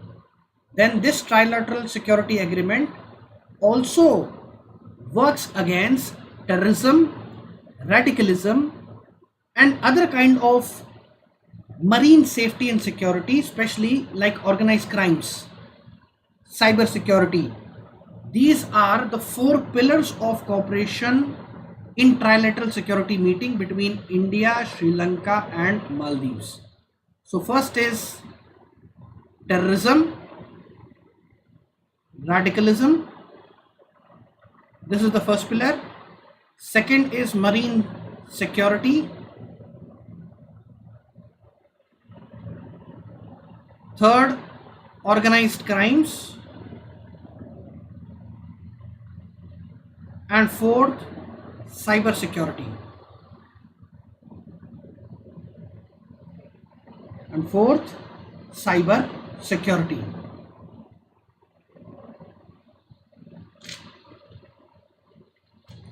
Then when it comes to the assistance that India has given, so India abhi, actually you will see that Sri Lanka is going in an economic crisis. Okay, so इस economic crisis से बाहर आने के लिए India ने बहुत different levels पर श्रीलंका को हेल्प करा है. Like first of all, India has provided a $400 million of currency swap agreement under SARC. Then we have given a extended line of credit. This LOC stands for line of credit. यानी हमने loan दिया है उनको $1.68 billion का. साथ ही हमने उनको बहुत डिफरेंट लेवल्स पर उनको हेल्प करा है. Like we have provided them rehabilitation. We have provided them assistance to the Tamils, and we have helped them in constructing 30,000 houses and other medical facility and infrastructure. The Indian housing project, there is a countrywide 1990 emergency ambulance services that India has given them, 150 bed decoy hospital, livelihood assistance to almost 70,000 people from fishing and farming community in Hambantota, supply of medical equipment to Vavunia hospital, and almost 150 boats and fishing gears to Mulai Thivu fishermen. This is the help. Indian housing project include all these developmental assistance to Sri Lanka. Now let us see what are the cultural and educational cooperation. Both the countries have a legacy of cultural relation, like there are interaction between both the countries, especially the northern Sri Lanka. Northern Sri Lanka, guys, has Jaffna Peninsula. Northern Sri Lanka has Jaffna Peninsula. Now this Jaffna Peninsula is dominated by the Tamils, and it is very closer to the Indian state of Tamil Nadu.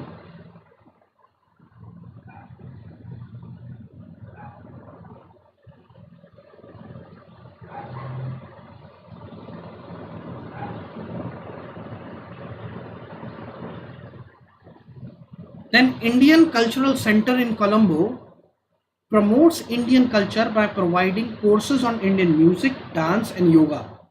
So these are the cultural connects through institutions. Then Sri Lanka is also partner in Nalanda University project.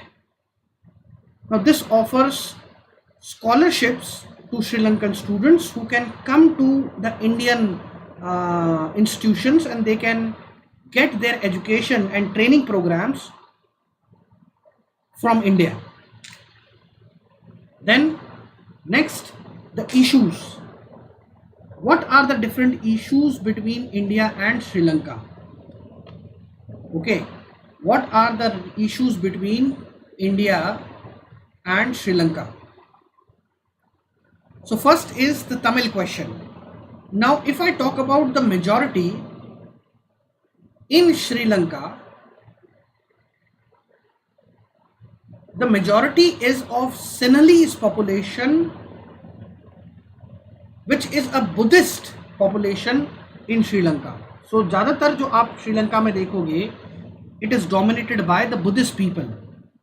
All right. Then denial of so whenever there is a majority and minority, there will be clashes. Okay. So all these majority community, they try to impose their own tradition on the Tamilians, and since Tamilians are having old legacy linked to India, so the local politics of the states of Tamil Nadu also impact the relationship between India and Sri Lanka. आप देखोगे इन Tamils के लिए तमिलनाडु की local government से बहुत ज़्यादा support आता है, जिसकी वजह से तमिलनाडु और वहाँ की सरकार गवर्न करती है एक अच्छे खासे रिलेशंस को दोनों देशों के बीच में. Then denial of citizenship. The majority of Tamils in Sri Lanka has been denied citizenship.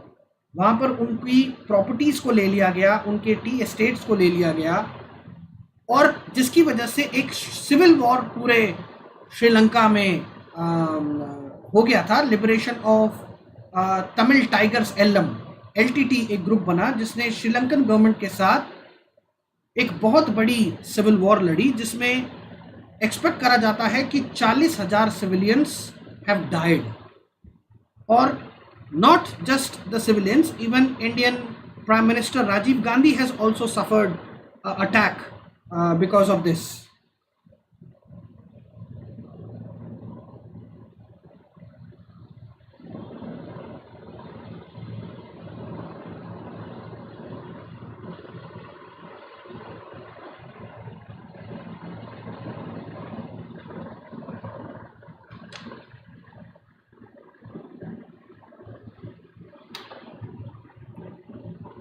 Then guys, what role does India play?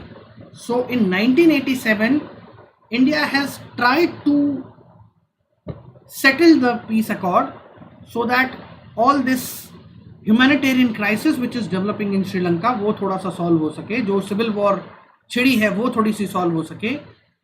Then under this agreement, it provided the devolution of power to the provinces and recognition of Tamil as an official language.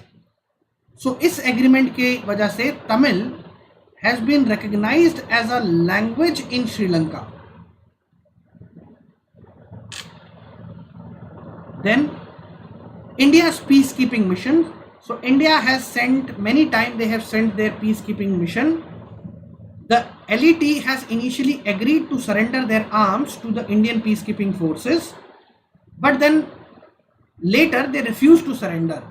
So Indian peacekeeping forces were found itself in a bloody police action against the LTT, and the mission got failed. Now it is because of this mission, it is believed that the Rajiv Gandhi was assassinated. Okay. Then UN resolution 2012 में United nation ने एक resolution pass करा श्रीलंका के against to investigate all the alleged abuses during the final phase of the war with the Tamil rebels. And India has voted against Sri Lanka under the pressure from the South Indian parties. However, 2021 में एक और ऐसा resolution हुआ था जिसमें India abstained from voting. So हमने neither we supported the resolution nor we have voted against it. हमने vote ही नहीं करा. Then 20th amendment has been introduced by Sri Lanka, जहां पर 13 amendment को डाइल्यूट कर दिया गया. याद है 13 amendment में क्या करा गया था? श्रीलंका ने तमिल को ऑफिशियल लैंग्वेज रिकग्नाइज करा था, बट 20th amendment के अंडर उन्होंने प्रोविंशियल ऑटोनॉमी और रिकग्निशन ऑफ तमिल लैंग्वेज को अपने कॉन्स्टिट्यूशनल अमेंडमेंट से हटा दिया, जिसकी वजह से आप देखोगे श्रीलंका और इंडिया के बीच में फिर से जो तमिल क्वेश्चन है वो फिर से इंक्रीज हो गया, और तमिलनाडु में आप देखोगे तमिलनाडु की पॉलिटिक्स में फिर से ये तमिल अट्रॉसिटीज जो श्रीलंका में हो रही है वो फिर से इंक्रीज होने लगी। ठीक है।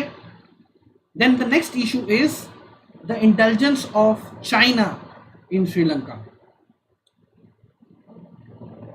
चाइना ने रिसेंटली एक $500 मिलियन का एग्रीमेंट इंडिया और जापान के साथ, जो कि कोलंबो पोर्ट को इंप्रूव करने के लिए था, वो प्रोजेक्ट और वो एग्रीमेंट को स्क्रैप कर दिया। That means this project has been given to the Chinese firm because China उनको बहुत ही चीप रेट्स पर लोन दे रहा था, but ultimately they were making them fall under the debt trap. So this has happened. Then India has registered a strong protest over debt to GDP ratio. Now actually आप देखोगे श्रीलंका में बहुत ज़्यादा, you will see the Sri Lanka is right now going in a economic crisis. Economic crisis के पीछे reason क्या है? Economic crisis के पीछे रीजन जो सबसे बड़ा है वहां की populist government. The populist government in Sri Lanka, populist governments का मतलब they spend a lot on their people in order to capture the vote bank. जैसे अरविंद केजरीवाल कर रहे हैं ना, वो बहुत ज्यादा फ्रीबीज जिसे कहते हैं, फ्री इलेक्ट्रिसिटी देना, फ्री पानी देना, फ्री ट्रांसपोर्टेशन देना, इस तरह की चीज़ें बहुत ज़्यादा श्रीलंका में होने लगी, जिसकी वजह से आप देखोगे कि श्रीलंका का एक्सपेंडिचर बहुत ज़्यादा हो रहा था और श्रीलंका की गवर्नमेंट की इनकम नहीं हो रही थी। अब इनकम के लिए श्रीलंका ने स्टार्ट किए लोन लेना। सो उन्होंने बहुत ज़्यादा लोन्स ले लिए। किससे? चाइना से, IMF से, इंडिया से। अब जब आपकी जिसे कहते हैं ना आमदनी अठन्नी खर्चा रुपया, सो आमदनी was next to zero, the income of Sri Lanka was next to zero, but they were taking high amount of loans.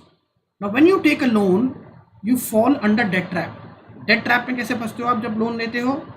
सबसे पहले जब आप लोन लोगे तो आपको इंटरेस्ट चुकाना पड़ेगा। इंटरेस्ट जब चुकाना पड़ेगा, इंटरेस्ट चुकाने के लिए और प्रिंसिपल अमाउंट चुकाने के लिए आप फिर से लोन लोगे, फिर से लोन लोगे तो उसके ऊपर और इंटरेस्ट चढ़ेगा, फिर हर लोन को चुकाने के लिए further loan, and slowly the country will fall under the debt trap. So what right now China is doing, they are falling, or their debt to GDP ratio is almost 80%. That means 80% of their GDP is under loan, out of which China and ADB owns the maximum. This is Asian Development Bank. It owns 14%. 14% loan सिर्फ China और China led bank Asian development bank से लिया गया है. So this is the straight away threat to Sri Lankan economy, and because of this Sri Lankan economy is growing into the crisis. So Sri Lanka ने अभी recently हम्बन तोता port 99 years के लिए China को दे दिया. However, जब India ने इसको प्रोटेस्ट करा तो उस एग्रीमेंट को कैंसिल भी करा गया, and some part of the developmental assistance has been, or developmental project has been given to India. Okay. Now अगर ये हम्बन तोता पोर्ट, जितना ज़्यादा हम्बन तोता पोर्ट पे चाइना इन्वॉल्व होगा उतना ज़्यादा इंडिया के लिए सिक्योरिटी चैलेंज बनता है. ये it is a security challenge to India. How? First of all, the location of Hambantota port is very close to India. So in terms of providing the security to the Hambantota, you will find the Chinese military coming into the Indian Ocean region. अब Chinese military का presence अगर Indian Ocean region में होगा, so it is a direct threat to India. Then one more issue that India and Sri Lanka have right now is the fisherman issue. ठीक है. Fishermen issue in respect to one island which is again in news, Kachativu Island. This Kachativu Island right now it has been given to Sri Lanka in an agreement in 1974. 1974 में island दे दिया गया था, but इस agreement के under Indian fisherman को इस Katchatheevu island के आसपास फिशिंग करने का अधिकार था. But what Sri Lanka has started doing, Sri Lanka has started arresting such fishermen जो कि कच्चातीवू आइलैंड के आसपास फिशिंग नेट्स बिछाते थे. अब इसकी वजह से इंडियन फिशरमैन को जब वो पकड़ने लगे तो गवर्नमेंट ऑफ इंडिया को इन्वॉल्व होना पड़ा. Then one more issue is that there is no demarcation of maritime water. यानी समुद्र के अंदर एग्जैक्ट लाइन कौन सी है जो इंडियन वाटर और श्रीलंकन वाटर को सेपरेट करेगी. तो इसकी वजह से भी बहुत सारे ऐसे आप कहोगे अरेस्ट होते हैं on both the sides. At times Indian security agencies like Coast Guard arrest Sri Lankan fishermen and the Sri Lankan forces does the same with India. One more protest that Sri Lanka raises against India is the using of the trawler machines. अब होता क्या है, India के fisherman is better off than the Sri Lankan fishermen. So they have good machines, a big machine which is known as a fishing trawler. ये trawler क्या करता है, एक लार्ज अमाउंट ऑफ फिशेस को एक बार में एक्सट्रैक्ट कर सकता है. और तमिलनाडु, कर्नाटका, आंध्र प्रदेश, उड़ीसा, ये सारे कोस्टल स्टेट्स हाईली डिपेंडेंट है फिशिंग पर. And India is one of the second highest fish exporting country. Yes और नो? सो इसकी वजह से फिशरीज एक बहुत इंपॉर्टेंट लाइवलीहुड हो जाता है दोनों कंट्रीज के लिए. तो जब इंडिया बहुत ज़्यादा बड़े ट्रॉलर्स का इस्तेमाल करेगा तो श्रीलंकन फिशरमैन का जो कैच है वो कम हो जाएगा. और इसकी वजह से फिर से जो फिशरमैन है वो एक एंटी इंडिया सेंटिमेंट्स डेवलप करेंगे और उनकी गवर्नमेंट भी एक एंटी इंडिया सेंटिमेंट्स डेवलप करेगी. हाउएवर दोनों देशों ने इन सब इश्यूज को रिजॉल्व करने के बहुत सारे कोशिश करे हैं. जैसे बाउंड्री डिमार्केशन मैंने आपको बताया. अब इंटरनेशनल वाटर में 12 नॉटिकल माइल तक तो इंडियन वाटर होगा और 200 नॉटिकल माइल तक एक्सक्लूसिव इकोनॉमिक जोन होता है according to UNCLOS united nation laws of seas, united nation convention on laws of seas. But guys, united nation convention of laws of seas में whenever we have a overlapping EEZ, जितना ज़्यादा overlapping exclusive economic zone होगा उस case में दोनों countries mutually decide करेंगी कि what will be the maritime boundary. So the main issue is between India and Sri Lanka is that there is no fix maritime boundary between these two countries. Exact वो water demarcation नहीं है, जिसकी वजह से जो सबसे ज़्यादा सफ़र करता है वो दोनों देशों की फिशरमैन कम्युनिटी है. Then another issue with Sri Lanka and India are the trade balance. Okay, so India has a positive trade balance with Sri Lanka.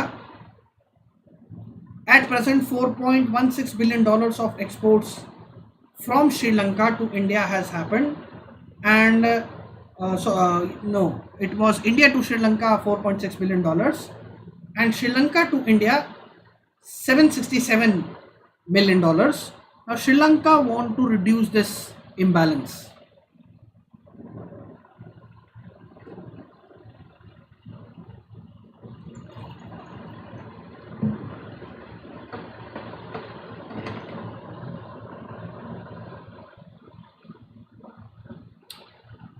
Then another issue between India and Sri Lanka is the involvement of domestic politics.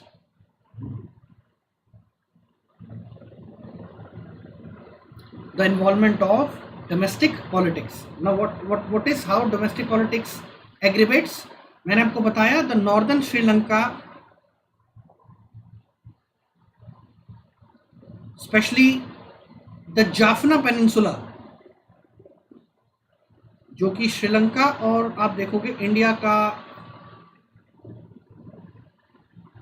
Late me redraw this, it is very difficult to draw on a pen tab but I am trying.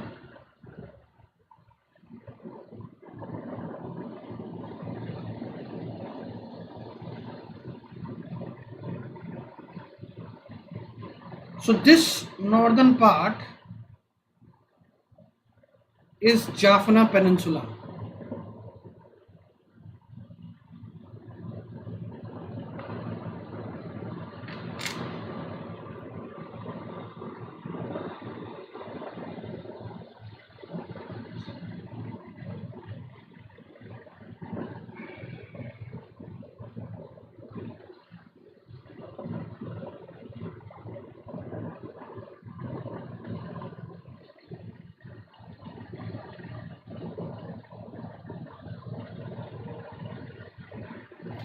Now guys, we will see that what are the economic and political turmoil going on in Sri Lanka and what is India's role in this.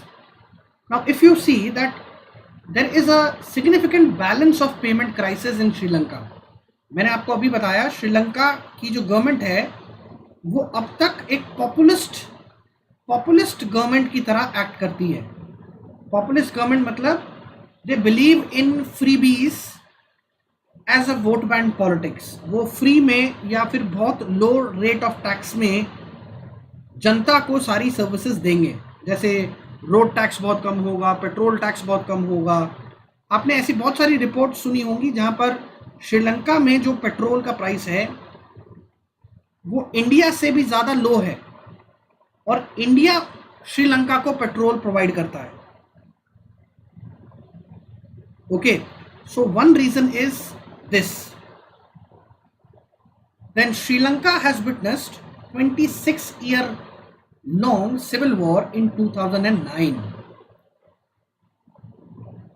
ठीक है, लगभग 26 साल पुराना civil war वहां पर चल रहा था. After which the economy has grew for 8% till 2012. But 2013 के बाद जो global commodity prices has fallen down, the exports have slowed down in Sri Lanka. Another reason is this. Then Sri Lanka has a huge borrowing from IMF and other countries like China and Asian Development Bank, ADB. China and ADB and inclusive of IMF, there is a huge loan which is standing on Sri Lanka right now. So this is one more issue. Then fall of tourism sector. Sri Lankan economy is majorly dependent on tourism.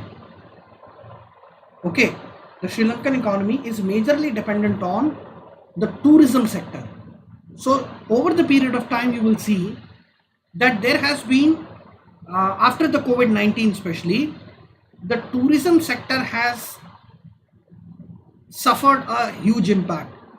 And when there is a tourism sector going in crunch, you will see all those countries which are dependent on tourism, their economy will fall.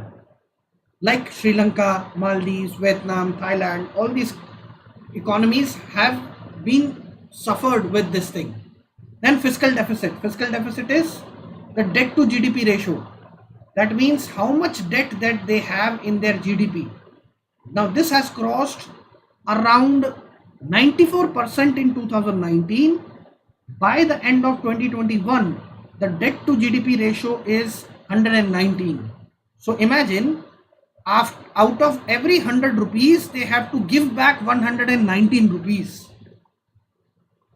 यानी 100 रुपए का अगर total उनके पास budget है तो 119 रुपए they have to return.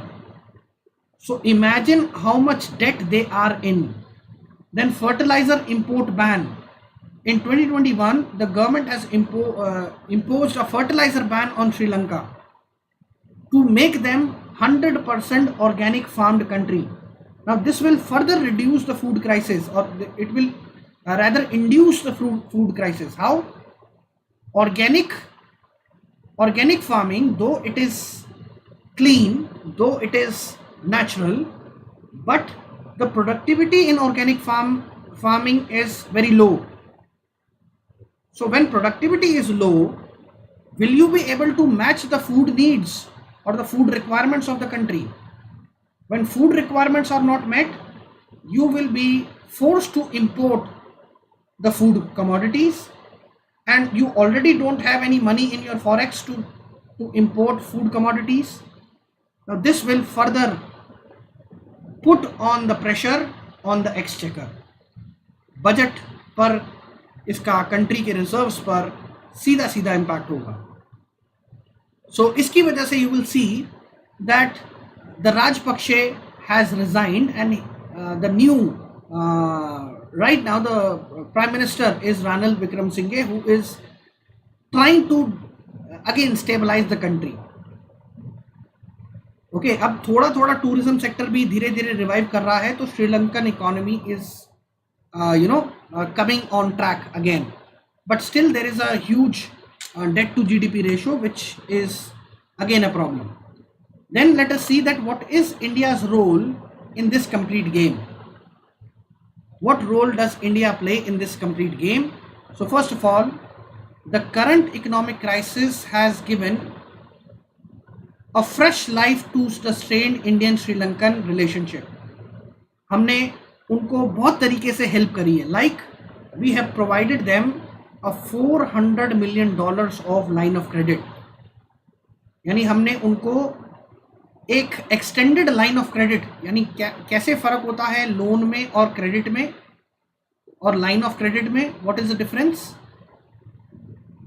This is economics, but थोड़ा सा डिफरेंस मैं बता देता हूं. लोन में तो एक लमसम अमाउंट आपको दे दिया जाएगा over the period of time, जिसका एक फिक्स रेट ऑफ इंटरेस्ट होगा.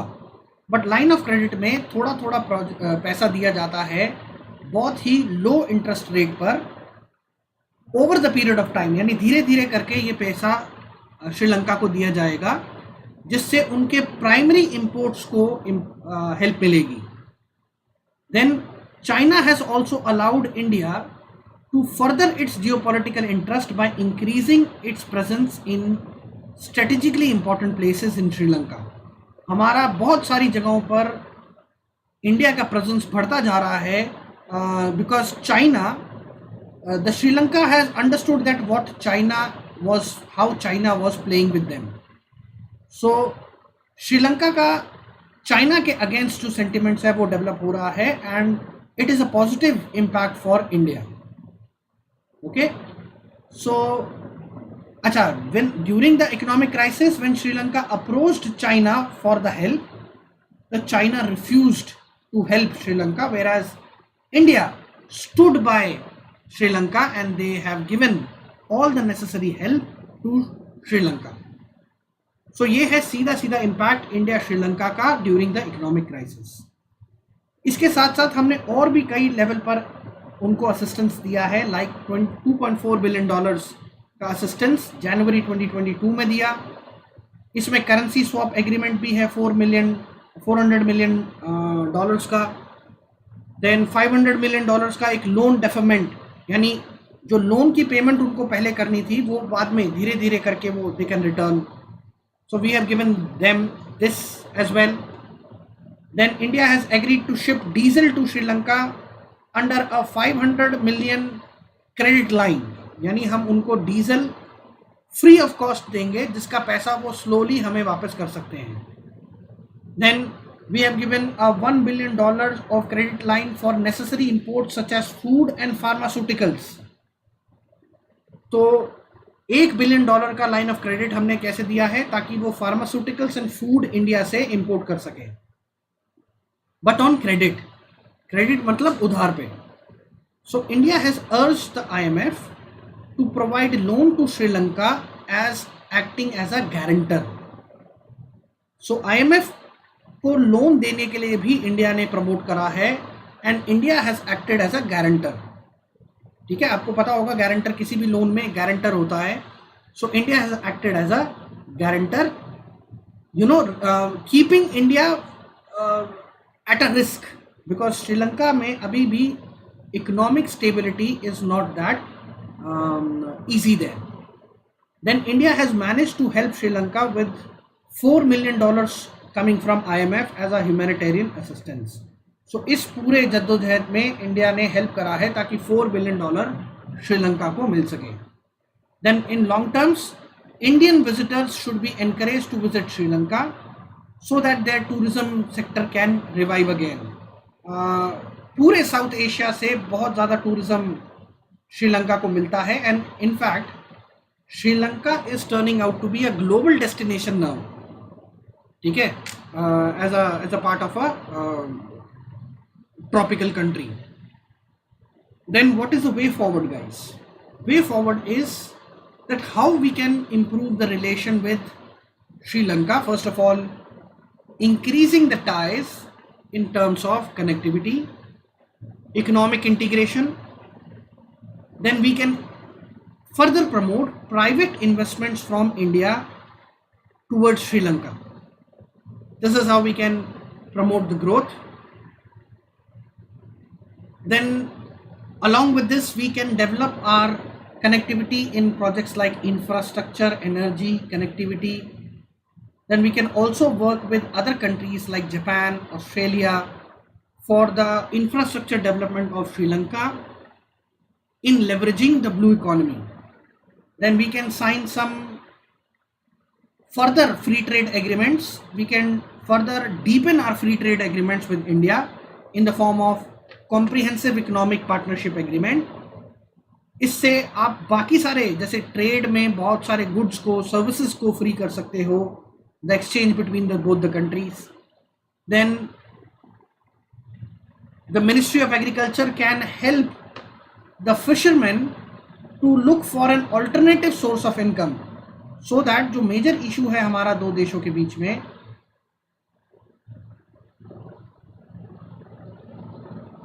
The fisherman issue can be solved. Okay, so these are the connectivities.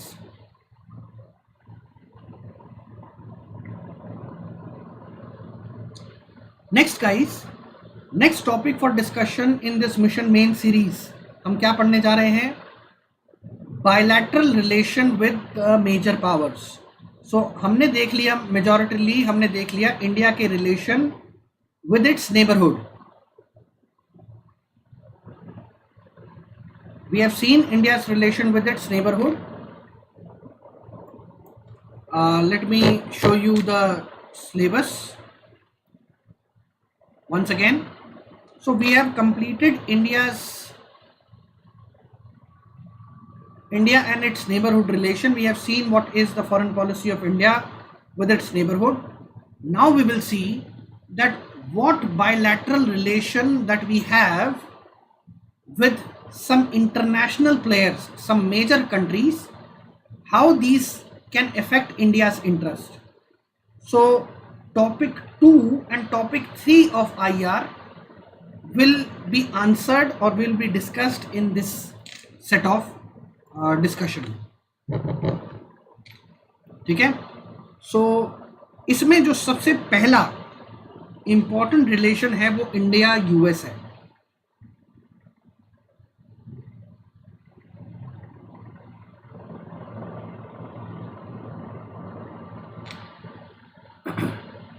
So guys, India US relation का इंपॉर्टेंस आपको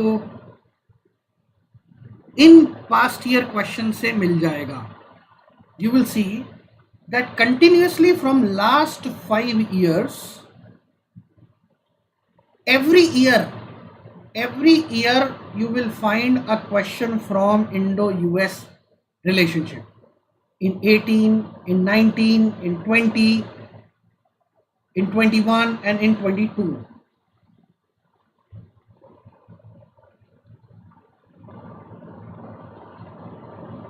So now you can realize that how much importance that this Indo-US relation has. All right. So let us see the background of these two countries. Now first of all, we have the relation between India and US have been it has been formed from many ups and downs. Okay, when India got its independence,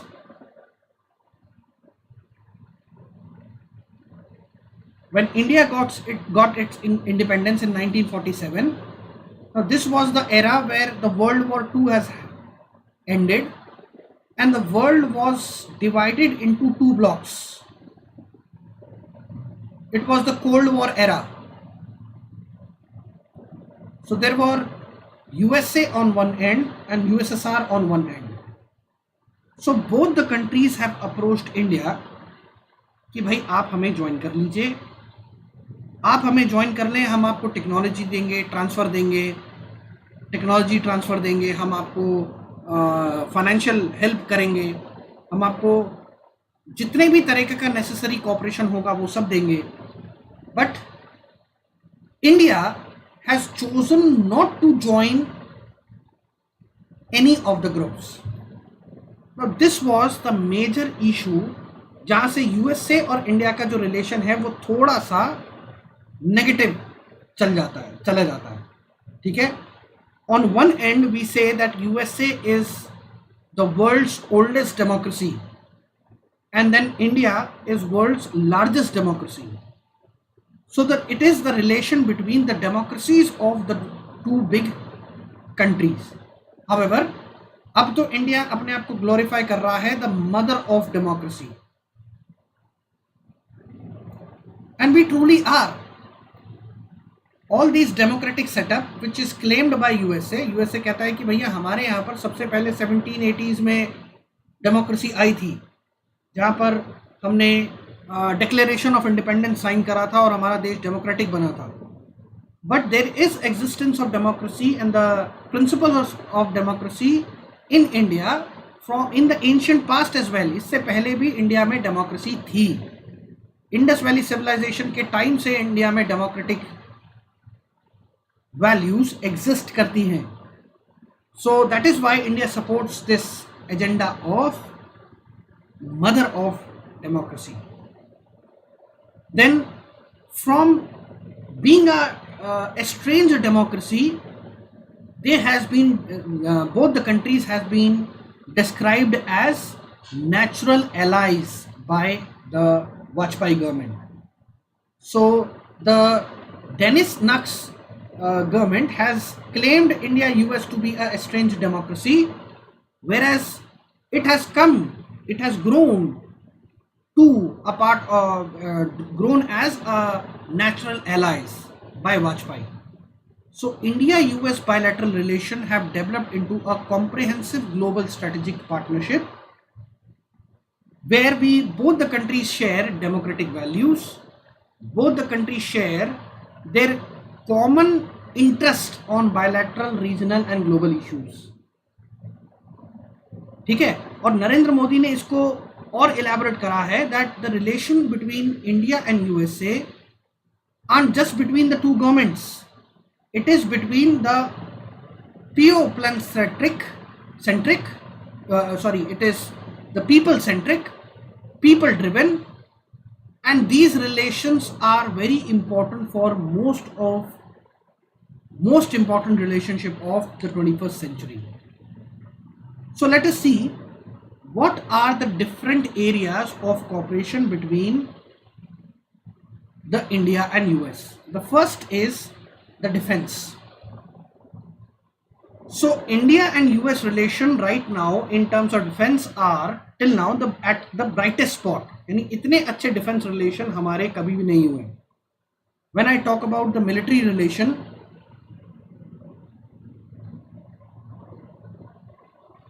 both the countries they carry out a military exercise, Yudh Abhyas,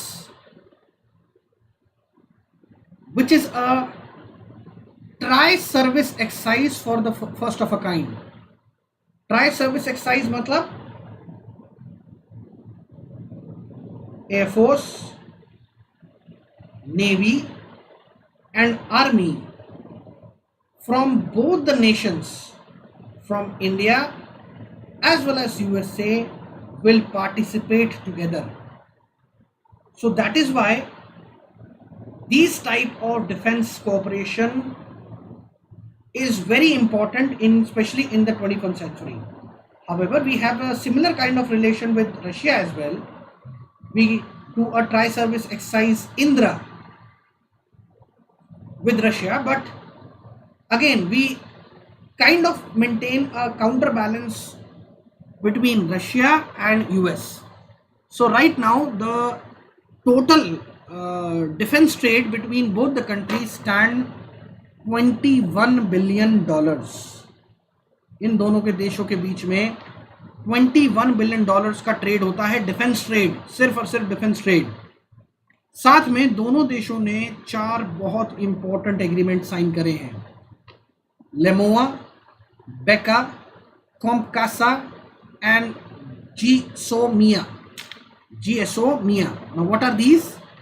Logistic Exchange Memorandum of Association, very important guys.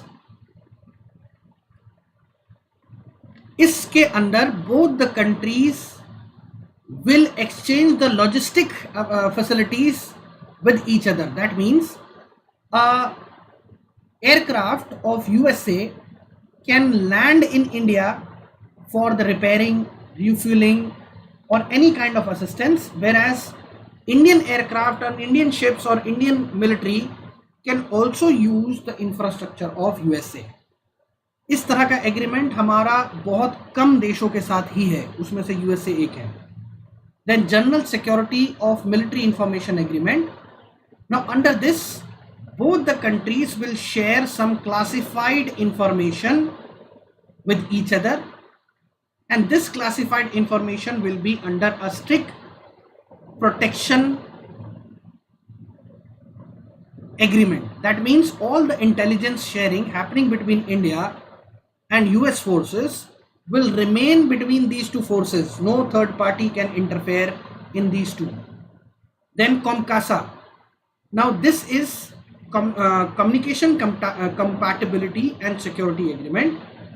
In this agreement, both the sides will develop some communication systems that will help in increasing the interoperability between both the nations.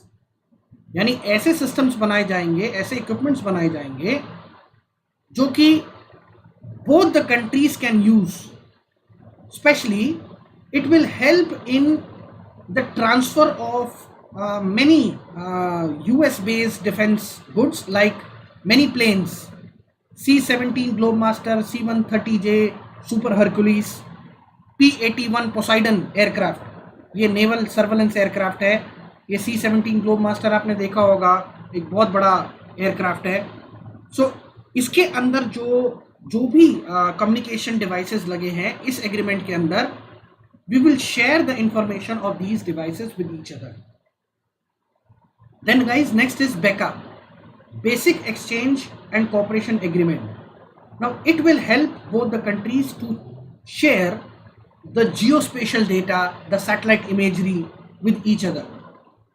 So basically all the strategic intelligence through the satellites, both the countries will share with each other.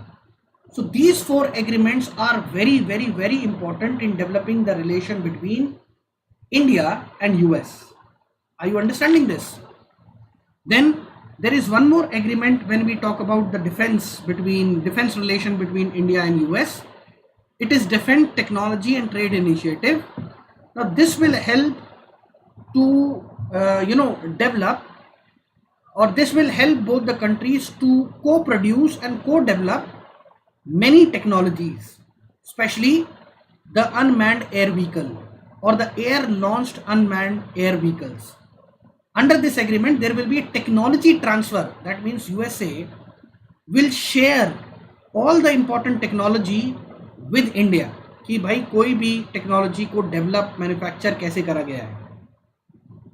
USA has designated India as a major defense partner status.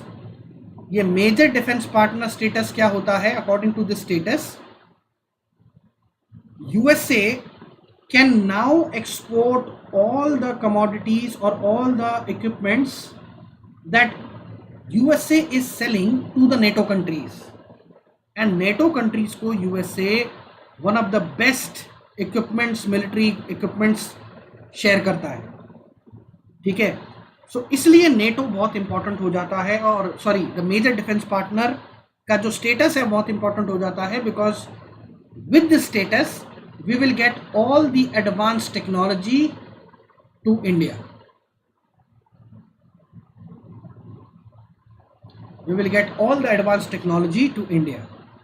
Okay, then India has also received the clearance on the purchase of license-free space and defense technology under Strategic Trade Authorization Agreement in National Security Strategy and National Defense Strategy.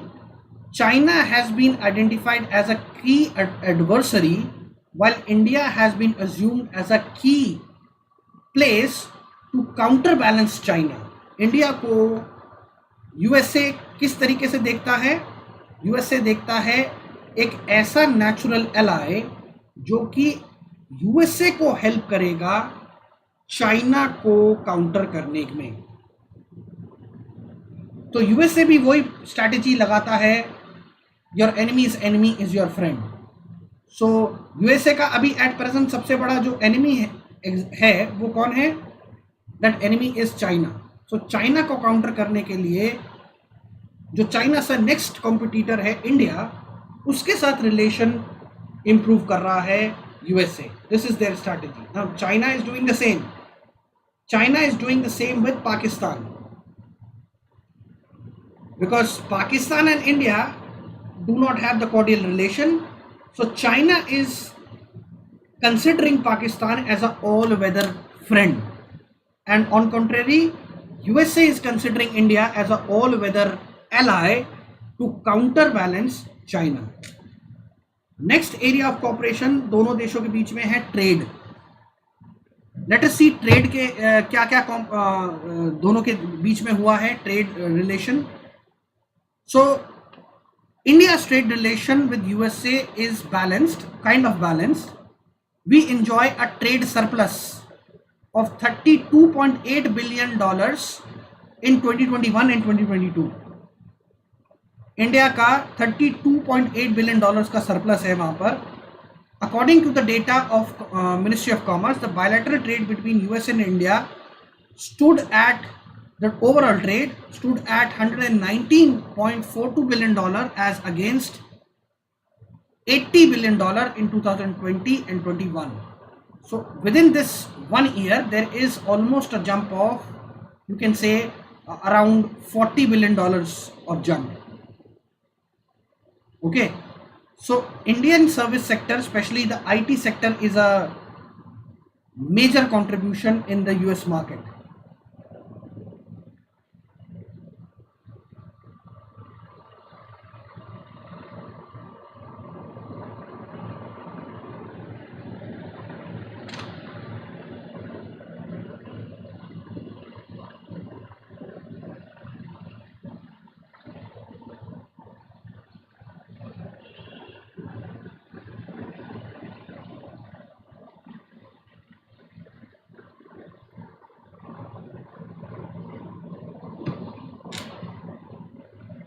Then guys, one important agreement in terms of Indo-US energy cooperation, let us see that.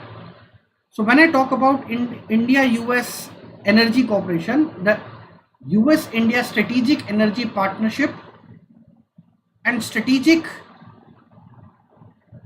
energy dialogue has happened in February 2018. Now with this, India and USA will invest in climate and clean energy agenda for 2030.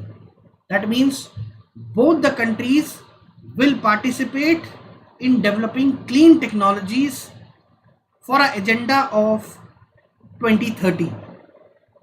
Both the countries have also participated in the Leaders Summit on Climate held earlier this year in 2021. That means all the corporate sector from USA and India, they will come together to evolve some technologies that are more cleaner and that can reduce the carbon intensity by 2030. Then both the countries have also signed a revamped strategic clean energy partnership. इसके अंदर क्या होगा? Both the countries will increase their civil nuclear energy cooperation, transformation of gas task force as Indian US low emission gas task force to institutionalize Indian Energy Modeling Forum, expand the scope of PACE R initiative. ये कुछ ऐसे initiatives हैं जो कि clean strategic energy partnership को बढ़ाएंगे दोनों देशों के बीच में. Now under this, specially this PACE R partnership to advance clean research, this is a sector where both the countries will develop biofuels, hydrogen production, carbon sequestration through technology exchange, through research and development. And over this, USA has become the India's second largest oil supplier over the period of time. So imagine, even USA is exporting so much of oil to India.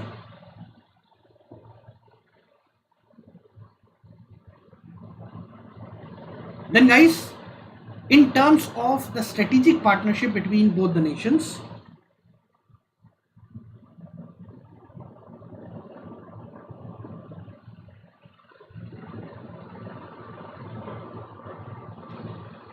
there is rise of China. So USA right now see China as a counter to USA at a global stage.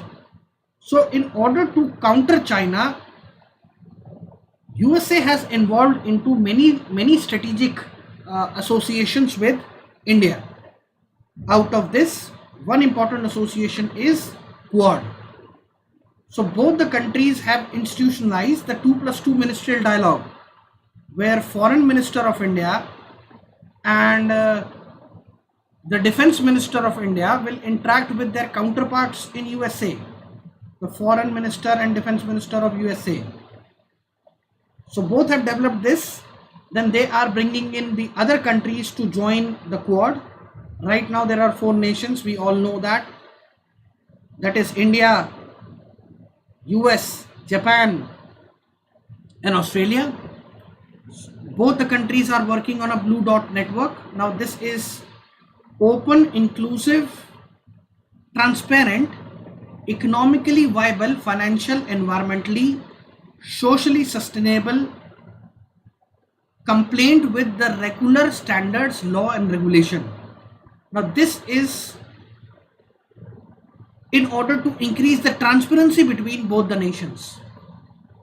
Now this strategic Blue Dot network is a part of the US-Indo strategy, which will help to counter China's BRI, Belt and Road Initiative. So by working against the counter-terrorism, maritime security, cyber security, and the other important pillars of strategic partnership. So these are the areas of strategic partnership. Then this Indo-US strategy will help the US to tackle China. The USA's National Defense Strategy of 2018 and 17 has identified China as their greatest strategic threat. So to balance China, the USA view India as a geopolitical counterbalance, and they see India as an economic alternative to China. ठीक है, आपने China +1 initiative सुना होगा.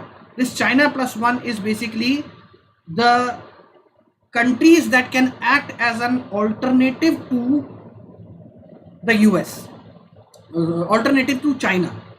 Because when I talk about the global manufacturing,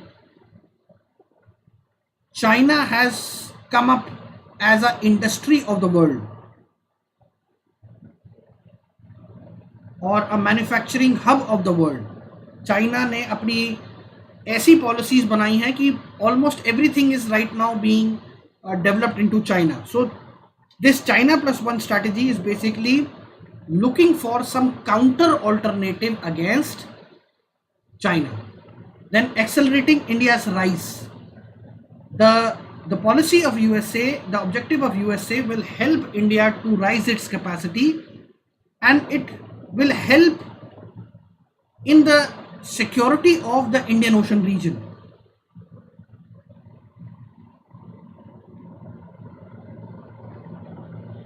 The US Department of Defense has recently released an Indo-Pacific Strategy report at Shangri-La Dialogue.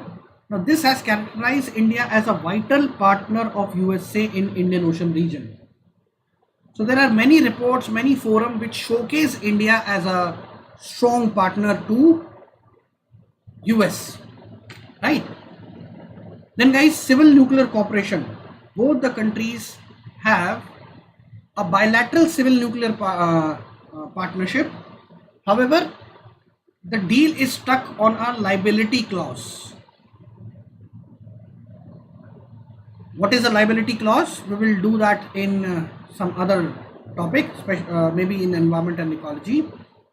But the two sides have stated that the preparatory work on the site in India for the 6 reactors, which will be built by the Westinghouse, which is the biggest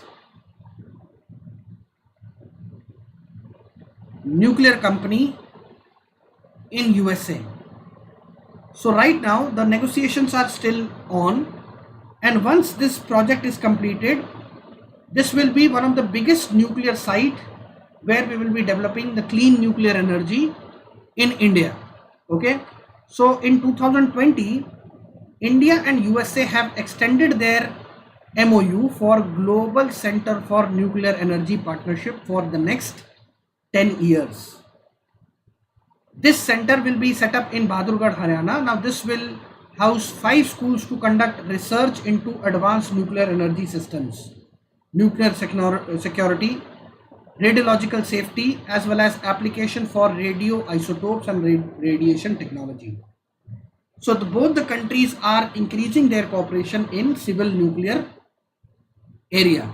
Also, USA has every time supported India's entry into NSG, that is Nuclear Suppliers Group. Once India becomes the member of NSG, guys, this will be a completely game changer for India in the field of nuclear energy. Okay, so what are the issues with the relation of India and US? This we will continue in the next class. But for all those people who are planning to join Sriram IAS at Unacademy, you can use this code Sriram for your comprehensive coverage of the syllabus. Here you will get the complete coverage for your prelims, for your mains, as well as your interview under the guidance of Sriram sir himself. So you can use this code Sriram and can avail flat 25% off on all UPSC subscription, and this 25% off is valid till 17th of June. Okay, so I'll see you on next Saturday. I will cover the issues with India and US relation in next class, and thereafter we will continue and we will land up in some important international organizations as well. So this is it for today's session. I'll see you next week. Till then, Jai Hind, Jai Bharat to everyone.